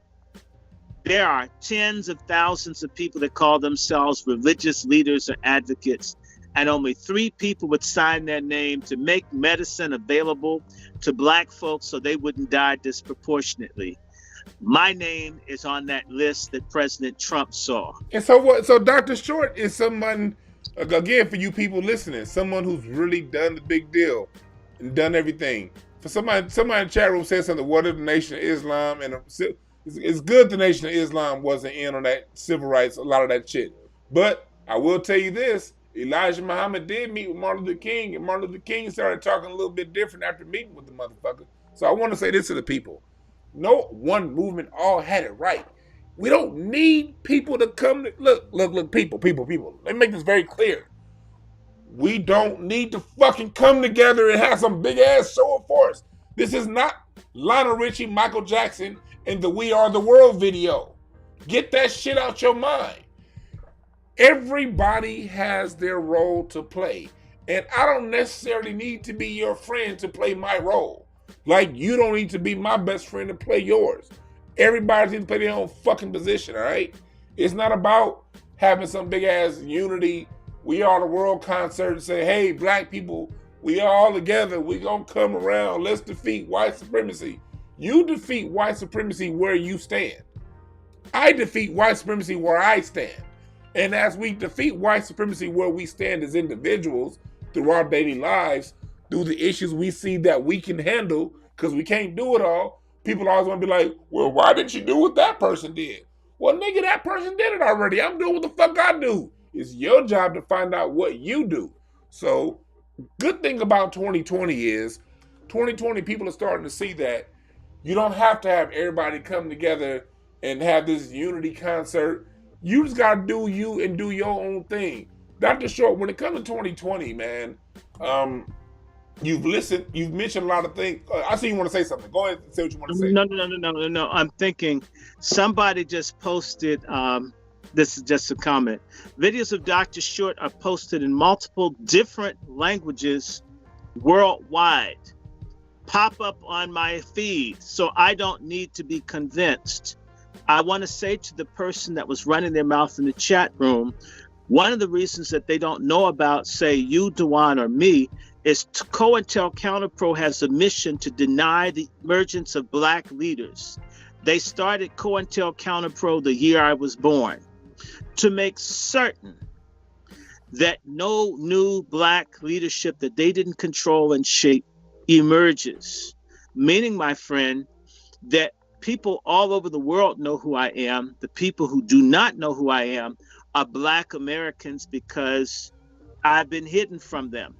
You I'm really not have saying been hidden, Dr. Short. You really have. I'm not saying I'm great or anything. I'm only saying that it's interesting that I get calls from Somalia and Kenya and Mozambique and people within this country don't have any clue.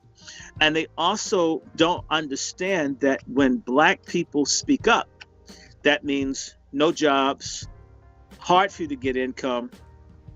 I denounced America's war in Yemen, in which millions of people who are Black who live are being starved to death, and also for Syria. And I had a brother come back and tell me, you'll never get a job in Washington, D.C. for what you've done. So since someone can tell me pretty much your name goes in, you apply even to work at McDonald's, and folks will not allow you to exist.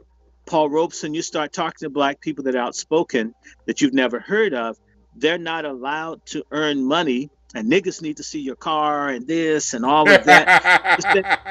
Sometimes you do. When you offend powerful people, you can't have that. They understand how materialistic and shallow Black people are. They need to see the big car. They need to see the big house and the kids and the family and all this other stuff. Are you understanding me?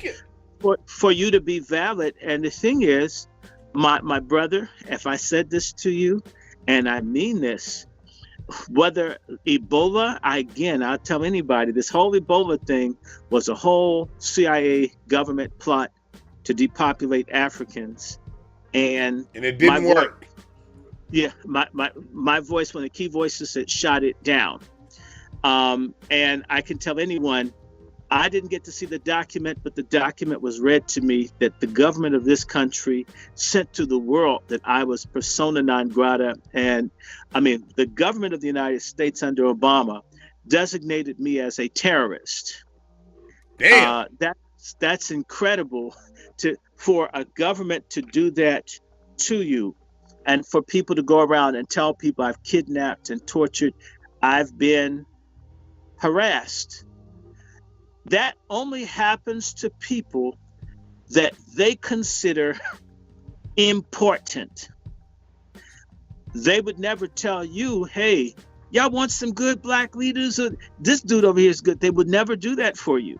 In fact, they tell you that guy's bad. He's no good. He's stupid. I want to tell you. I want to tell you one thing that I like that 2020 is giving for you, Dr. Short, and I want to get your feelings on this. One of the things that I'm glad that Tariq Nasheed put you in his movie Buck Breaking. For those who follow Tariq, you know he has a movie coming out called Buck Breaking, and it's a movie that's talking about a lot of things that America's been doing to break the spirit of the man in the United States of America. And Dr. Short is in that. How did it feel for you to get into something that is going to be seen worldwide? Because, and I want to salute Tariq Nasheed for putting you in that, because he's going with the people. When you talk about a Dr. Welsing, when you talk about a Tony Browder, when you talk about the people that he puts in his films, he's going after the ones that America said, you know what, they too dangerous. And he's going right to them. And that's, I think, part of his formula, what makes his movie so rich, because he's not coming in saying, hey, I know it all, now here go these minions. No, he's going to the real deal. And when it comes to Buck Breaking, that subject, when it comes to American history here, you one of the sources. Talk to me about that experience and what that meant for you. That I was shocked. I did not know Tariq. I've only maybe sent email information. So I'm in Kentucky, and all of a sudden I see this invitation from Tariq Nasheed. A few months before, I said, I wish Tariq Nasheed would expand the circle of people. That's it. I said, that's my only criticism. I love what he's doing. I wish more voices were in what he did. Because there are people trying to say he's a pimp, he's this, he's that. And I'm like, God, black people. And then they want to get somebody like you or me to say something, like someone tried to get me to say something about Boyce Watkins and Dr. Greg Carr. And the thing, I don't want to do it. Irritated Genie. I don't want to be in pissing matches with other black people. If you're doing some good, do it. We don't have to love each other. You get what I'm saying? And my personal problem with this person or the next person has nothing to do with the struggle at hand. It doesn't. So he reached out to me and says, oh my God, Tariq Nasheed. And what happened was I had to make certain, because the days that he wanted to do the filming on, I was in Kentucky. Actually, I was in Tennessee, and somebody I knew nearly died. We had to take them to the hospital to prevent them from dying. They were given 2-3 days to live. And I was able to get back. The wonderful people. There's anybody that's a vegetarian needs to look up a company called Run Veggie, RunVeggie, RUNVEGEE. It's owned by an associate of mine, brother Kelly. Picked me up from the airport, got me something to eat. I had all these bags, books and such, and then took me to see Tariq. I had gone to the questions. I was ready, and it was good. The thing I'm excited about is that the people don't know. They're not allowed to know this is part of the game. It's like the best musicians. You know, some of the best musicians that won't give a blowjob to someone with a nappy belly and a Star of David on their chest, that you never get to hear their music, no matter how good they are. I mean, black people, forgive me, are fucking sick. Black people, you have to literally hate black people and suck the dick of the enemies of black people for them to open the door to give you the venue to talk to your own. That's how crazy things are. And some of us are sort of like, what I do like about James Brown, what I like about him is that James Brown didn't stop being who he was to reach an audience. He insisted on being James Brown and James Brown only. The only music he was forced to do was Say It Loud, I'm Black and I'm Proud, because he wasn't proud to be black. Okay. He was forced to do that song. Okay. But James Brown refused to do a whole bunch of white sounding music. He wouldn't do it. He's going to do his type. I'm refusing. I got a call this morning from a dear friend who was saying, if you simply stop joking and cursing and using vulgarisms and just did it straight, you would just take off. And I said to him, if I took off, I'd leave behind the people I want to make an impact on. The people that need to hear me are not the people that need to see a straight act from me. So I told him, I'm not trying to cross over to the other people. They're my problem. Why am I going to go to the people that hate me for them to feed and acknowledge me? That's insane. So I said, if you want to hear a straight, no vulgarisms, listen to my sermons. When you ask me, when all jokes and all aside, as a Christian, a believer in the Most High, you will not hear any vulgarisms. You will hear only straight, intellectual, polysyllabic terms and such forth. That's when we talked about the Most High, my God, my worship. But when I'm talking to my people, even Jesus the Christ used irony, jokes. Didn't he come on to the hole and ask her for some water? You know, that's like, I mean, that was like a hint, you know. He basically solicited her for sex to see what the freak was going to do. Okay, even the Son of God has a sense of humor and push the envelope. So, for Tariq to give me a platform means the black people, because, you know, I was on Roland Martin's show and I called Obama Ofaga. And I'm not sorry. I called him Ofaga. I dogged out all the people. I dogged out feminists on Roland Martin's show. You know, I never did that. Yes, I did it. I mean, I would do it again. Don't ask me. Because of that, you know, I'm blackballed. On Tariq's show, when this hits, it's going to put me in front of people who would have never seen or heard me. There'd be no way to reach them because I'll just be honest, Brother Dwan. People like SETI and so forth, I mean, they've got huge audiences. They don't lit certain sorts of black people on their networks. They don't. Yeah. They know all about them. I know of someone that every time they see me, they've been begging SETI for years, pleading. These are dedicated fans. They can't.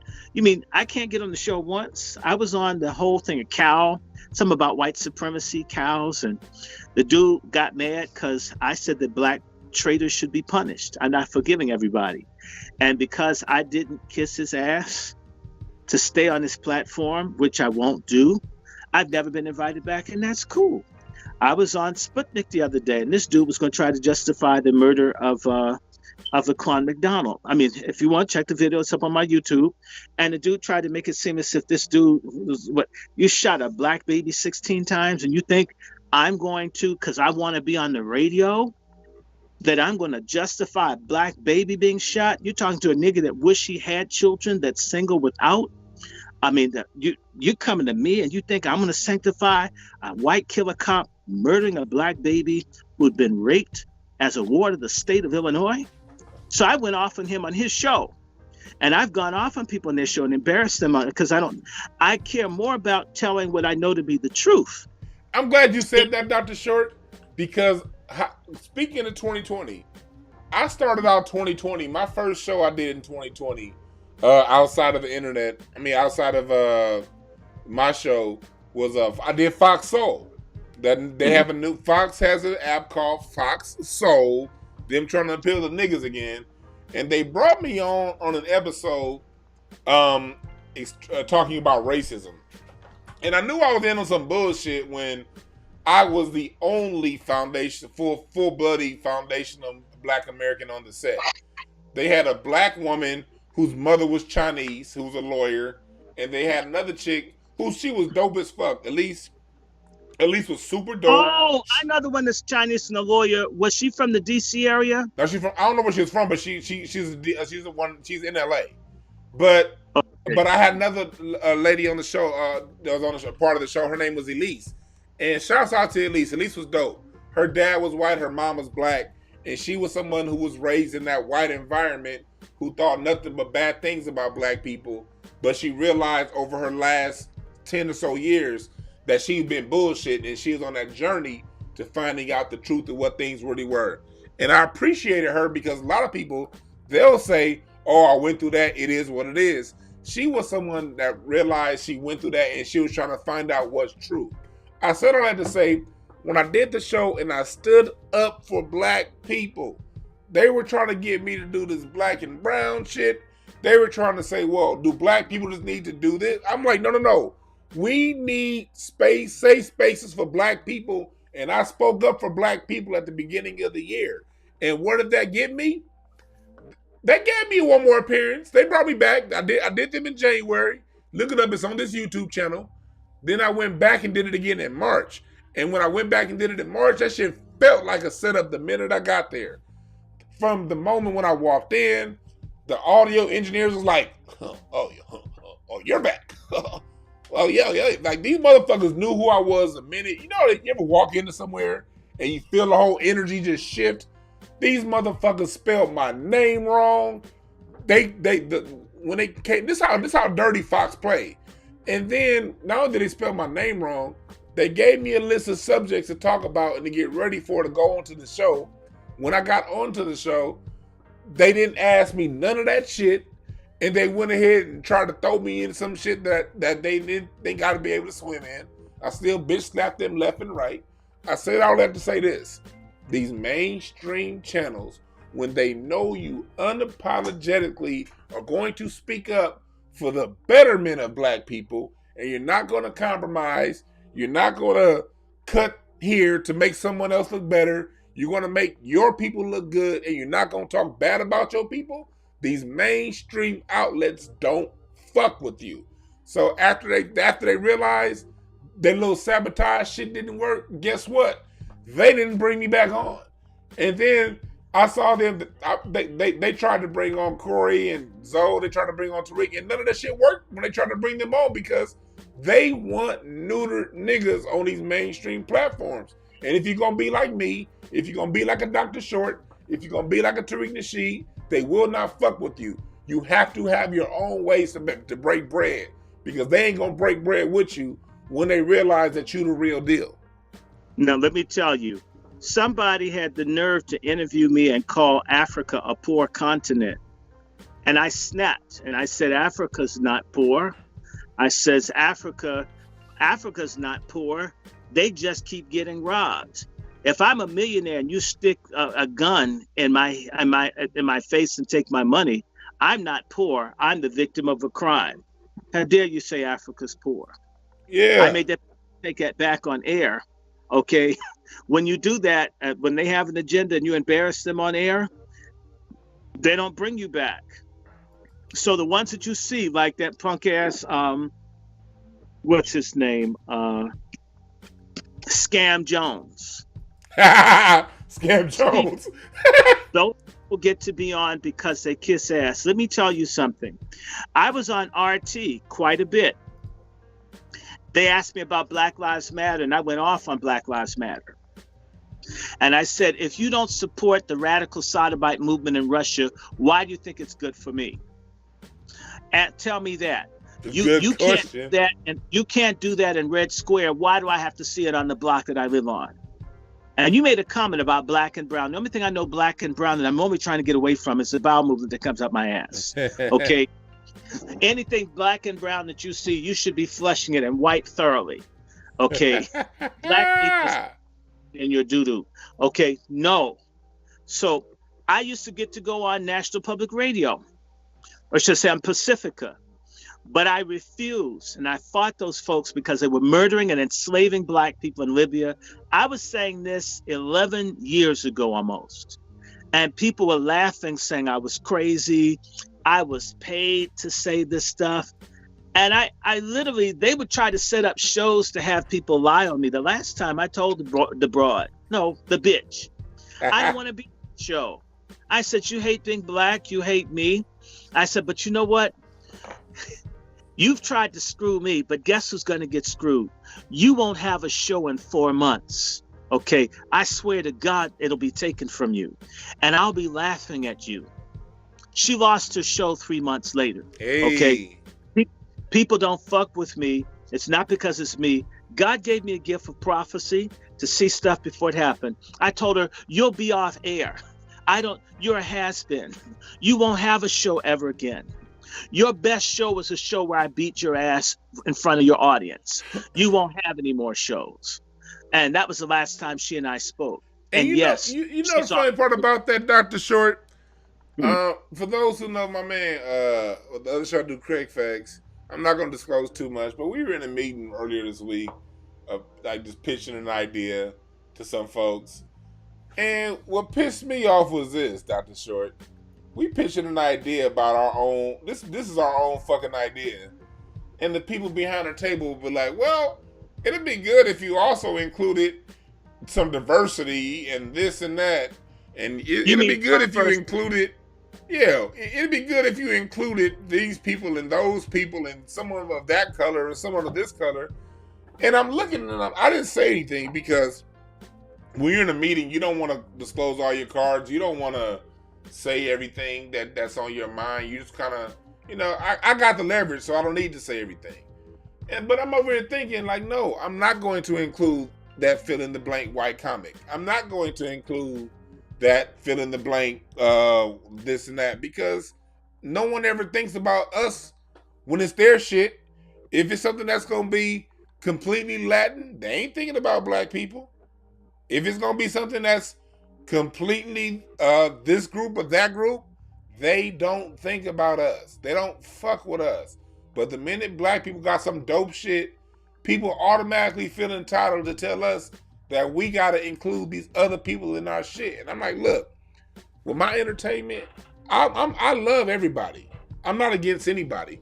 But I do know this, whenever it's authentically black, when it's authentically us and fully us, and how we get down, it's always some extra dope shit. When you start going around trying to include diversity and this group and that group for a look, That's always the key to watering down the show and making it some bullshit. I'm not against putting a white person or someone from another group in my project as long as it's organic and natural. Look, Jim Carrey worked. He was great with a cast of In Living Color because he was great. But when you saw, as In Living Color kept going and they started including all these other people, the show got straight up whack. But that's what happens when you're black. Even when you're going and having meetings with your own shit that you control, that they could never think of in a million years, the first thing they do is put somebody not black in the middle of this. And I had to tell them politely, fuck you. I'm not going to do it. And that's what we got to be moving forward out of 2020 and into the 21 decade. Black people have to get used to making other people uncomfortable. We've been uncomfortable for all this time, and we tend to always want to bend our will and bend what we do to make these other people who don't give a fuck about us comfortable. Fuck them.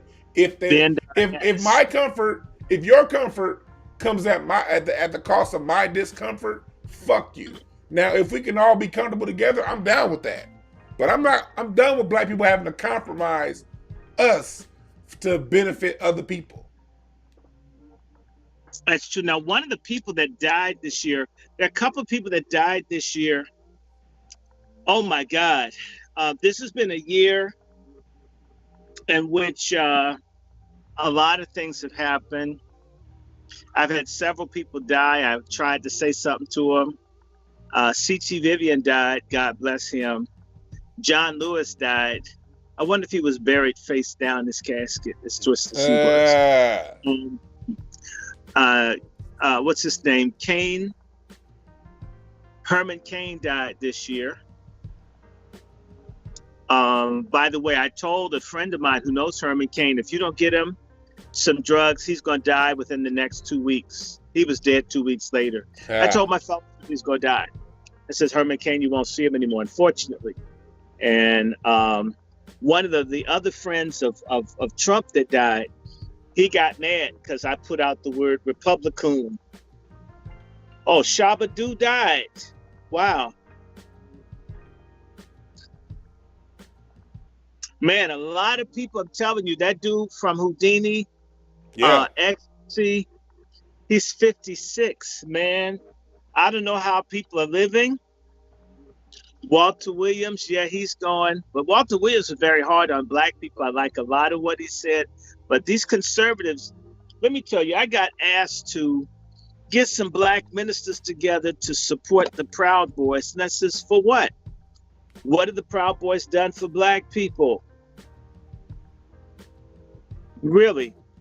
It says, now, if you got them to condemn the cops murdering our people, you got them to do something for me, maybe, but just go up and endorse these people? No. What did they endorse for black folks? What have they ever done for the benefit of black people? Do you know? Fuck with us proactively. Exactly.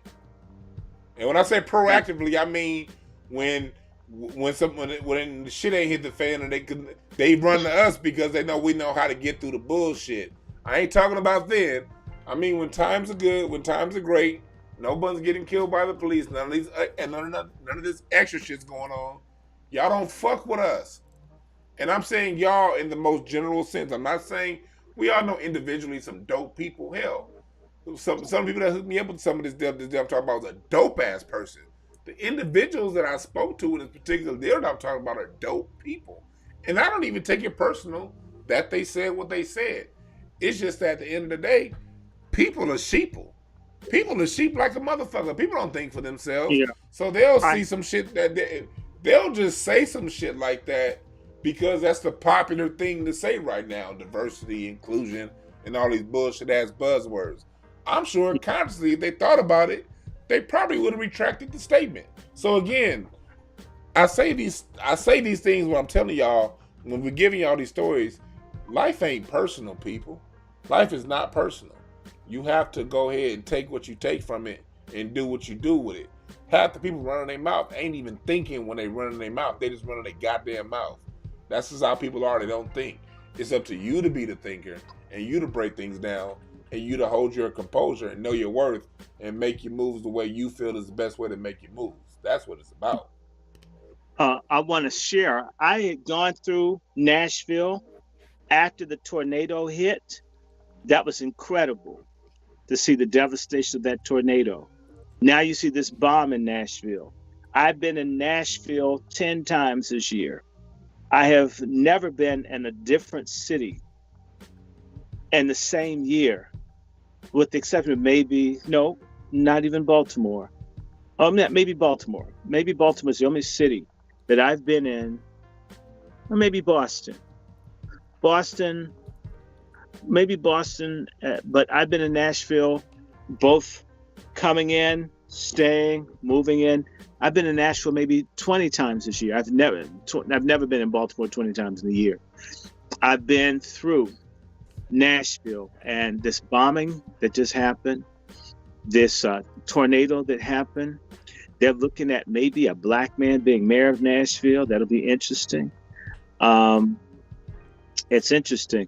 I'm thinking about the people. They're saying Joe Clark died, Shabba-Doo died, Walter Williams died. They've had, oh my God, Chadwick. Rest in peace.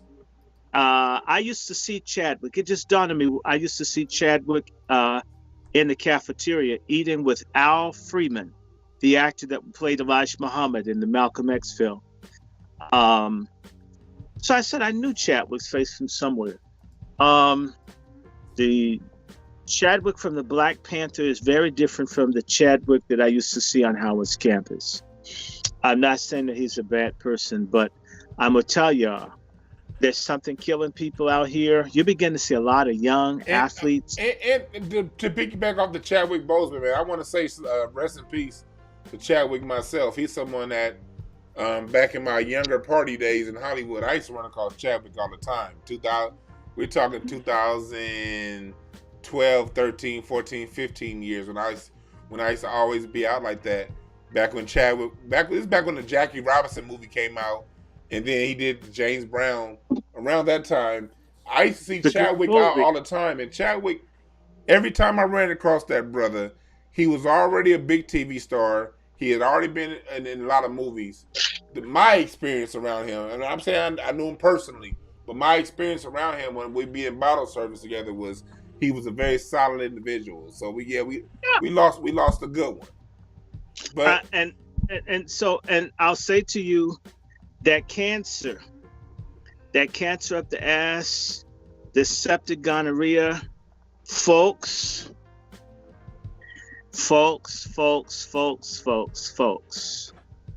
you cannot do whatever you want to do. That's something that y'all gonna learn. This vaccination thing. Do your research. Go to globalresearch.com. I'm sorry, .ca. Globalresearch.ca. And read what the rest of the world is saying about the vaccinations. We're saying this so they don't take our channel down. This has been a year of people shutting down free speech. I mean, jokes. I cracked a joke and I got put off. I forgot what it was. Can I tell my nasty joke, please? Go ahead, brother. Go ahead. Okay. Which breakfast cereal would you use to describe Asiatic nappy dugout? What would it be, brother? Wait, 30 seconds. I'm going to say this to my chat room. If you had to pick a breakfast cereal to describe the nappy dugout of Asian holes, which would you say? I'll be right back. I'm putting this picture back. I have no clue. We will get to Dr. Short's joke when he gets back. Do a countdown. So for the people in the chat room, I want y'all to say in the chat room what you think the joke or what the answer to this joke is going to be. You ready? All right. Yeah, I'm going to do this again. Oh my God. Oh my God. Oh my God. Somebody deserves a prize. Someone got it. Somebody got it. What is Someone it? put up Captain Crack. No. Captain Crack. Hold on. I got said Lucky Charms.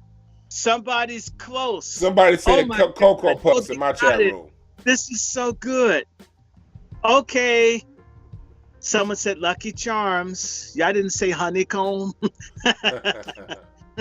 What is it? The sister got it. Rice Krispies. Snap, crackle, and pop. So that was snap, crackle, and pop. And so, yes, you got it. Rice Krispies. That's what you would call Asiatic nappy dugout. Man. So, you know. I want to say that, you know, yes. 2020 has been a tough year. You know, we lost people. Rest in peace to Kobe Bryant. Rest in peace to all the people who have died this year. Kobe's somebody, like, the whole Kobe death for me, that hit hard because I've only met Kobe like once or twice. I met Kobe one time. And he's somebody who I knew, and even though I only met him one time, I knew a few people who knew him well through basketball. I ain't gonna say nobody knew Kobe well personally, but they knew him well through basketball. Former assistant coaches of his, former trainers that I know that they had long, extended relationships with Kobe Bryant. And through them, I got to really understand who Kobe was 2005, 2006, 2007, those years. Because I really got to see that the way the media portrayed that brother and who he really was were two totally different things. The way they would talk about him being selfish, the way they would talk about him. Even my man Judge Joe Brown be saying a whole bunch of bullshit about him. I love Judge. But Judge be saying some shit about Kobe that may have happened back in the 90s. But y'all know how life is. People evolve, people grow, people expand. And it ain't nothing like who he was as an adult. As an adult, everyone I knew that knew Kobe always talked about how giving he was, how concerned he was with humanity, how concerned he was with people, with his family. And I got to see how hard that brother worked. I got to see how hard, you know, he raised his children and things that he did. So to see that man die the way he did, knowing what I knew about him, knowing what I understood about him. Let me tell y'all the reason why I only met Kobe one time. As people who know me in LA know, I'm Mr. Hollywood. Y'all know this Hotepish shit now, but goddammit, when it comes to the who is who in a lot of these circles out here, I've been in all of them. And part of the reason why I only met Kobe that one time, it was 2008-9 at All-Star Weekend, New Orleans. Frankie Beverly and Mays was on stage, and Kobe came out to the NBA Players Union party for like 30 minutes. You never saw Kobe go to none of this shit. Why? Because he was always so dedicated to what he did. I wouldn't see Kobe at no parties. I was there when the Lakers won a goddamn championship in 2010. And guess where Kobe was the next day? In the gym working out. So Kobe was somebody that, you know, I got to see, okay, if you want to be great at whatever you do, I got to see up close and personal what it took to be that. And so to see him die the way he did, you know what I mean? You know, salute to his family, salute to his daughter, salute to his wife. But know that as black people, we don't ever get the whole fucking story.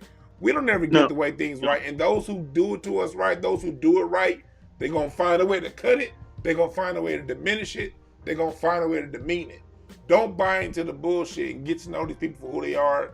And whatever they did that inspires you, use that to internalize it. And part of the reason why this show is a success the way it is because one thing I heard Kobe say. Kobe said, I always felt that whatever I do today, I want to say a year from now, it paid off. So every time I don't feel like doing something, I don't want to look back a year from now and be like, damn, I wish I did that. So part of the reason why this show is a success the way it is now is when I heard Kobe say that, I said, you know what? I don't want another whole year to go by and me talking about what I should have done, what I could have done, what I would have done. And I just started fucking doing it. And that's the inspiration that I took from the brother. Outside of that, I don't believe in stardom. I don't believe in worshiping celebrities. I don't believe in none of that. I just believe in whatever it is that attracts you to that celebrity, use what they use inside of themselves to you, and then use that for you to grow. So salute to Kobe Bryant, rest in peace. You've played a critical role in my development based on how you lived your life. Kobe Bryant. I warned some friends of mine that Kobe Bryant would be killed the week before he died, the Thursday before he died. And the morning that he died, I told someone there'd be about 12 people that die in an airborne vehicle. There'd be an explosion. I went to sleep. I told this brother this, and it happened a few hours later. Brother DeWan, people think I'm spooky or that, I just told him that Kobe Bryant, I felt he was going to die. And I told several people this. Andrew Gillum, I saw him early March, told folks he's going to get busted with a male prostitute. Wow. I want to do a shout out for Betty Wright. Betty Wright's producer is a friend of mine. That's Ray Fauntroy, the brother of Walter Fauntroy, the congressman. And Betty Wright, I actually was supposed to get Betty Wright's number this year. And Betty Wright died before I could call her. Rest in peace, Betty Wright. Queen, true queen. Betty Wright is gone. Charlie Pride, Kobe, again, C.T. Vivian, that's hurtful.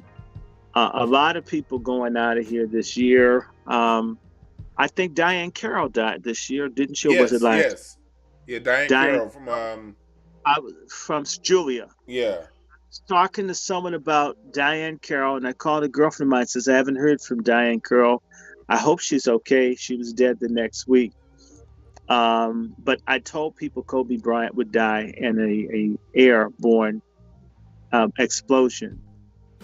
That was the last conversation I had about 3 a.m. Eastern time, and he died later. People called me back, and they freaked out. By the way, DeWan, I actually lose friends sometimes because people don't. I don't talk to a lot of people because I'll tell them something, then it happens, or they'll get upset or spooked out, or I don't want to hear anything that you're seeing or thinking. I'm thinking I didn't do anything. I mean, I'm just telling you what's coming. I'll reach out to you sometimes just to talk. Something really crazy will come up and says, "Oh my God." Right? So, and I told people John Lewis would die in less than a year after Elijah Cummings. I said, you'll see, he won't live a year after Elijah Cummings died. 8 months max. He died 8 months the day after Cummings died. And they look like brothers. Well, go ahead. They look like brothers, and they had the same double life. Okay. By the way, Cummings, one of his mistresses is mad at me, and to hell with you. You had an adulterous affair with someone, you had a baby, and you wanted to tap into the money, and his new whole ass wife took it all. That's how it goes. And I didn't want your child to be dispossessed, but, I'm saying what I'm saying. You're seeing a lot of young people drop dead. And I'm telling you, it's that septic gonorrhea. There's a gonorrhea that can kill in 4 or 5 days. Okay. Bill Withers died. Ain't no sunshine since she's gone. Yeah. Oh, I know. And he had one of my favorite songs written by Skip Scarborough, A Lovely Day. Lovely Day. But I like sometimes in our lives, we all things, we all have sorrow. First song I learned on the piano. Otherwise, we understand. It's always tomorrow. Lean on me when you're. Oh, that's a nice song. They made good music. We do not have good music right now. Rest in peace, Tuskegee Airmen. Rest in peace, B. Smith, the restaurateur. Somebody wants the website for global research. I'm going to put this out. I mean, I wish I'm gonna pray for people to learn how to spell and do this stuff because we be doing a lot of stuff, Dwan. We doing a whole lot at one time. Y'all gotta look this shit up yourself. And, I agree. we also It's lost. so Thank you in the chat room. We lost Little Richard this year too. Oh yeah, you know what? That's my favorite punk. Send me some love, send and I pray. How can I love? Good night, Tasha. Thank you for joining us. Thank you. I like Little Richard. Little Richard, I like Good God, Miss Ma. Sure like tomorrow. Woo, good God, Miss Ma. Oh yeah, we lost John. Thank you in the chat. We lost John Thompson. We also lost rest in peace to Pops. John Witherspoon. Yes. I loved him from House Party. Remember when there was a noise complaint and he called the police? This is ow. Like, yeah, he was the shit, man. Certain. Bobby Brown Jr. Yep. We lost a lot of people. We I don't have a list right now. People, we not gonna get to everybody. And as a matter of fact, I gotta get out here pretty soon because I got something to do before I get on. We've been on for a long time.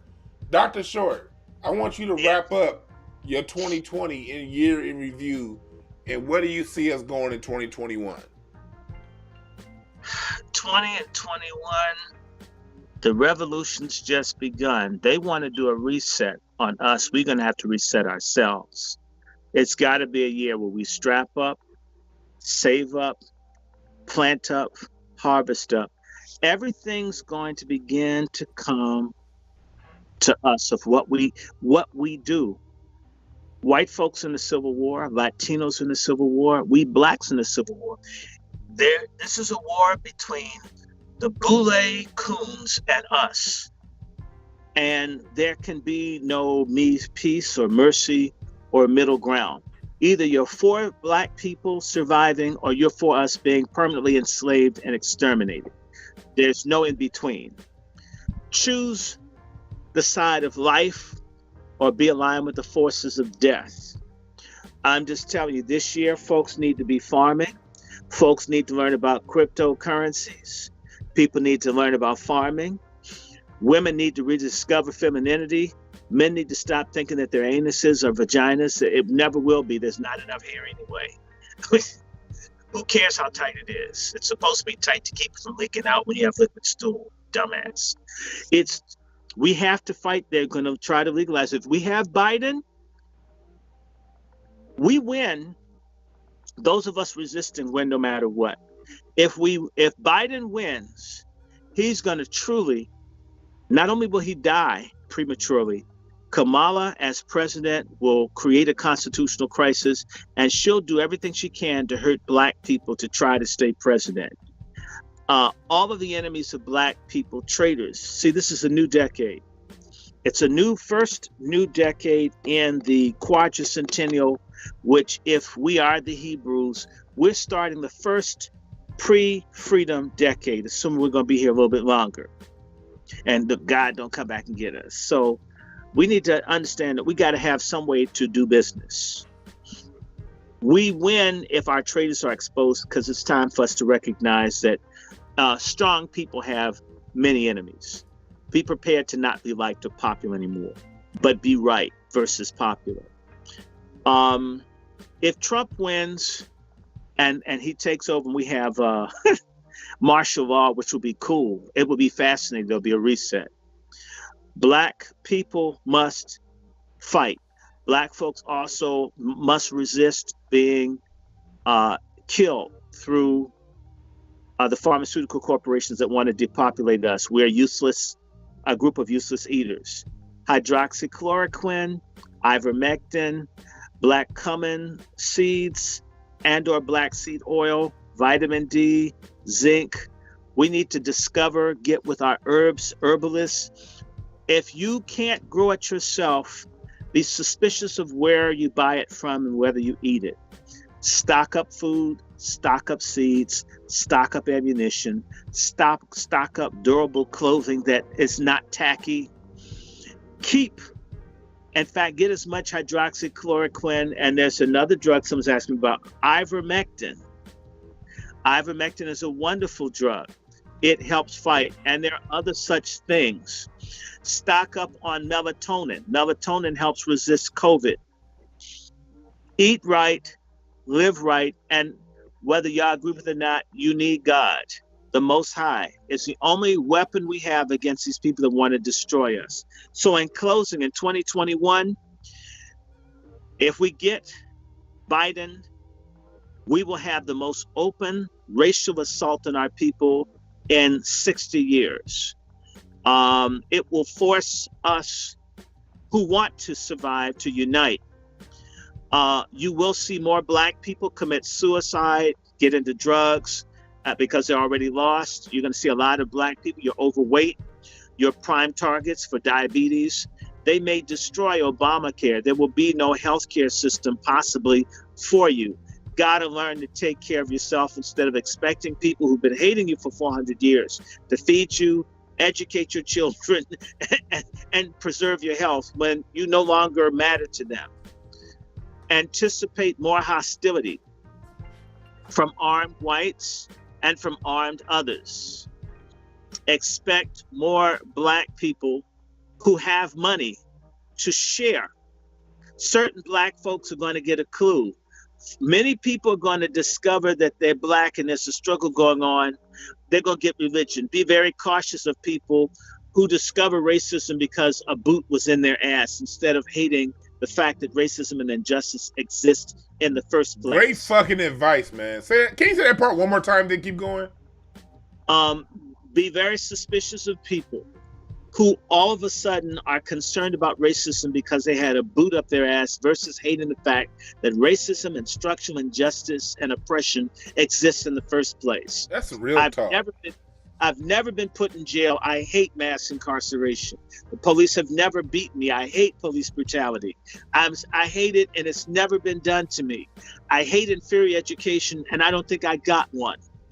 I want everybody to have the optimum that they can have within their means. People need to pray. Black folks need to repent for killing babies. They need to repent for running after these white liberal leftists who hate our guts. They need to repent of looking and thinking that they need anything other than the Almighty and one another to get to where we need to be. Herbs, oils, you can learn a lot of this stuff at home. Turn off CNN. Stop watching CNN and MSNBC. Forget about white mainstream news. It only tells you their agenda of domination. It gives you no true information. You want to look at something white, look at Epoch Times. You might even get more truth on Fox than CNN or MSNBC. Epoch Times is dope. You're right about that. I mean, it's time. Look at something other than mainstream American press.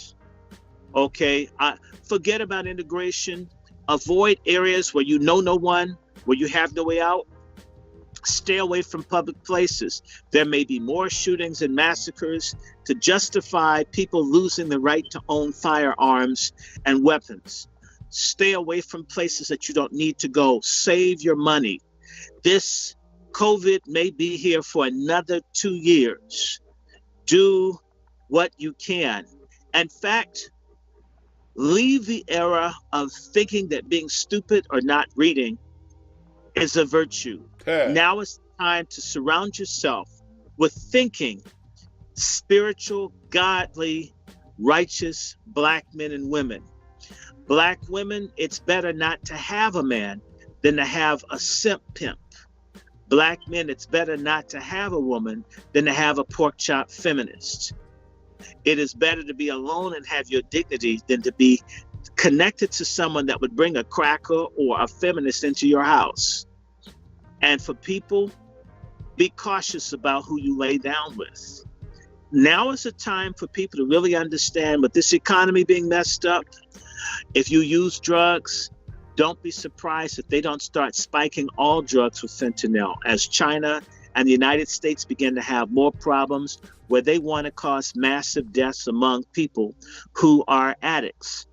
If you've got seniors in your family, do everything you can to protect them. Don't put them into senior places. They will be killing them and taking the money. These folks plan to kill as many people as they can, and black people are the low-hanging fruit. Make it harder for people to take your life, your liberty, or your children from you. Stop using anything you don't need. Do your best to use your money wisely. Think about susu rings. Think about if you've got 2 or 3 or 4 or 5 people that you can start an urban farm or garden. When you see people like me, I do not know everything, but I could plug you into people that are black farmers that would help you. We can too feed ourselves, defend ourselves, protect ourselves. In fact, educate ourselves. Get your children out of public schools. Get out of any institution that may compel you to be injected with dangerous, unproven, non-FDA certified drugs. Stock up on herbs. Stock up on basics. Study, read, research. Cherish family, cherish friendship, cherish thinking people. Get yourself some books on herbs. And exercise. Find a way to get some sunshine, even if do something. And be very, very careful of your surroundings. Don't get in the middle of a struggle between combating forces of whites, Latinos, or others. Don't join white fights, people. And for the black LGBTQ folks, you will be targeted by the right, and you'll be spurned by the left. Your usefulness, if Biden should get in, it will expire. Once they get the Gay Equality Act, there will be no use for black gays and lesbians. In fact, you will become enemies to the left and the right. There will be an upsurge in venereal disease-related deaths. No one will want to touch you with a 10-foot pole. If you put your sexuality before your people, many people will put their race, they will put your sexuality first and ignore you as members of the same race. So if you want to do this, play this game to be double agents, go back and forth with the alphabet people, the kind of compassion and empathy that once existed when AIDS went around killing people, it's been exhausted by the overreach and the excesses of the gay community. The rainbow people have truly angered and outraged the majority of black folks. The compassion won't be there. Black feminists, it's over. The 50 years, it's over. Boomer black folks, learn to shut up and pass the torch or get knocked aside. Millennials, if you want to go out and shoplift and do crazy stuff, you will get shot dead, Latin American and Africa style. The days where you might get a little bit of slack that come from the 60s is gone. We go into a new decade, a new epoch. People feel afraid. And I want to say something to you. When the Supreme Court refused to count illegal aliens in the census, it is because the white people are afraid that they're already outnumbered. The more that they sense that they're outnumbered, the more aggressive that they will be against us. Yep. Okay? And so we have to stick together. We have to be careful, be mindful. On social media, don't be friends to people that you don't know. Don't go into chat rooms and talk to white folks you don't know. You don't know whether you're being targeted to be shot, killed, or messed with. That's all I'm going to say. Be vigilant. In 2021, the revolution has begun. And the question will be, are you on the righteous side or the wicked side? There's no in between. That's some real talk. Great advice, Dr. Short. You hit on something very deep. Like I just gotta reiterate that point you made as far as black people not joining their fights. One of our biggest Achilles heels as a people has been our willingness to ignore ourselves and join their fights. Stay the fuck out of their fights. Liberal, Democrat, them is white on white problems, all right? That ain't our problem. You know what I mean? Get what we can get, but don't get up into all of that shit. And we cannot trust this media apparatus. We have to look for alternative means to get our information. And that's why we salute you, Dr. Short. We need you here. We're glad you're here. We support the people like you who get the real information. And you chose to say, you chose your people. You chose the greater good of Black society over individual perks, privileges, and things like that. And it requires all of us as a whole to make those same decisions. Because at the end of the day, you may not get these little trinkets that they're offering, but you maintain your dignity, you maintain your pride, and your name will be remembered long after you're gone. People have already forgotten about Elijah Cummings and these people who taking money in exchange for the detriment of Black society. Those days is over with, people. It's all about standing on your square, being you. We all survived 2020. We got one more day at this. Everyone's been talking about how bad and how tough and how horrible things are. Look, we still here. So we're going to keep pushing. And I want y'all to join me tomorrow. We're going to have another Salute to 2020 with my regular other co-host, Mr. Larry Goodwell. We're going to funk it out and talk some shit. And I want to thank you again, Dr. Short, for joining us. Hey, Brother Dwan, give him a shout out for my channel. Absolutely. Brothers and sisters, and Dwan, I want you to come on my channel again. Yes. I'm Randy Short on YouTube, or Randy Lancaster Short. If you look for Randy Short, I'm in Facebook under Randy Short or Randy Lancaster Short. I'm Randy Short 1965 on Instagram. I'm Randy Lancaster Short on Instagram. You can find me, and definitely bless us. Send him a piece. Send Dwan a piece. Coon Busters. I mean, I just got some artists. I'm gonna be putting out cups and other things, but I'd like to see if there's a way to create an effort, because I left out that the mayor in D.C., and this is coming all over the country, the mayor in D.C. has made it legal for people to vaccinate children 11. Without knowledge and consent of the parents. As young as 11. Yes, and of course, in D.C., they've already been giving birth control pills and Depo-Provera to girls as young as 10. They will give it to people younger. They don't care. See, if they don't tell their parents, nobody knows that they'll do it to anyone that they want to. They want to kill us off. It's time to wake up. I always say to folks, who you going to call Coon Busters? If you want to bless me, I'm in Cash App. I'm Dr. Randy Short, or I'm in Zelle or PayPal under wrandyshort@gmail.com. We're not trying to get rich, but I am using the resources to educate and share. I want to say, to my credit, I helped create a climate for what's his name, Raphael G. Warnock, the Mr. Potato Head looking homoerotic fake ass coon preacher in Ebenezer Church in Atlanta, who's running for the Senate, who hates Black people's guts, who covered up for people doing sex acts to children at his church camp. I'm talking about throwing urine on Black babies and then attacking a police officer that thought that was wrong. I want y'all to go ahead and look that up. Look up what Dr. Short has done with that Warnock fake fraud phony. Yeah, we've been exposing. We need your help. So when people drop coins on us, we're waging war. In fact, I want to wage war. I want to tell you, you know any artist? I've already got one artist. I want a person that could do a coon that looks like Maxine Waters and another coon that looks like Clyburn. I have an idea for my local this I do. So I've already asked someone, if you know some artists that are not greedy, that can work with me, I want to create a South Park style cartoon for Black people. Don't tell them too much. Don't tell them too much. Don't tell them too much. Don't tell them too much. We're looking for a cartoonist for Dr. Randy Short. For all the cartoonists that are out there, hit them up.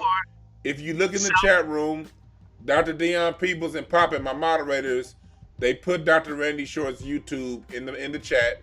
So click on it. You'll see his chat. You see his PayPal, his Cash App right above his name on the app. Make sure you do that. I cut you off because I don't want to tell you too much. You can't put too much out there because these motherfuckers are wrong with it. So y'all looking for somebody who, if you're a cartoonist, email Dr. Randy Short, hit him up. Y'all see his channel in the chat room, inbox him, and get back to him. But I want to thank you again, Dr. Short, for joining us. And we will be out of here. And I will see you guys again tomorrow at 11 a.m. Pacific Standard Time. Y'all have a good one. This Hotepish, we out. See you. All right.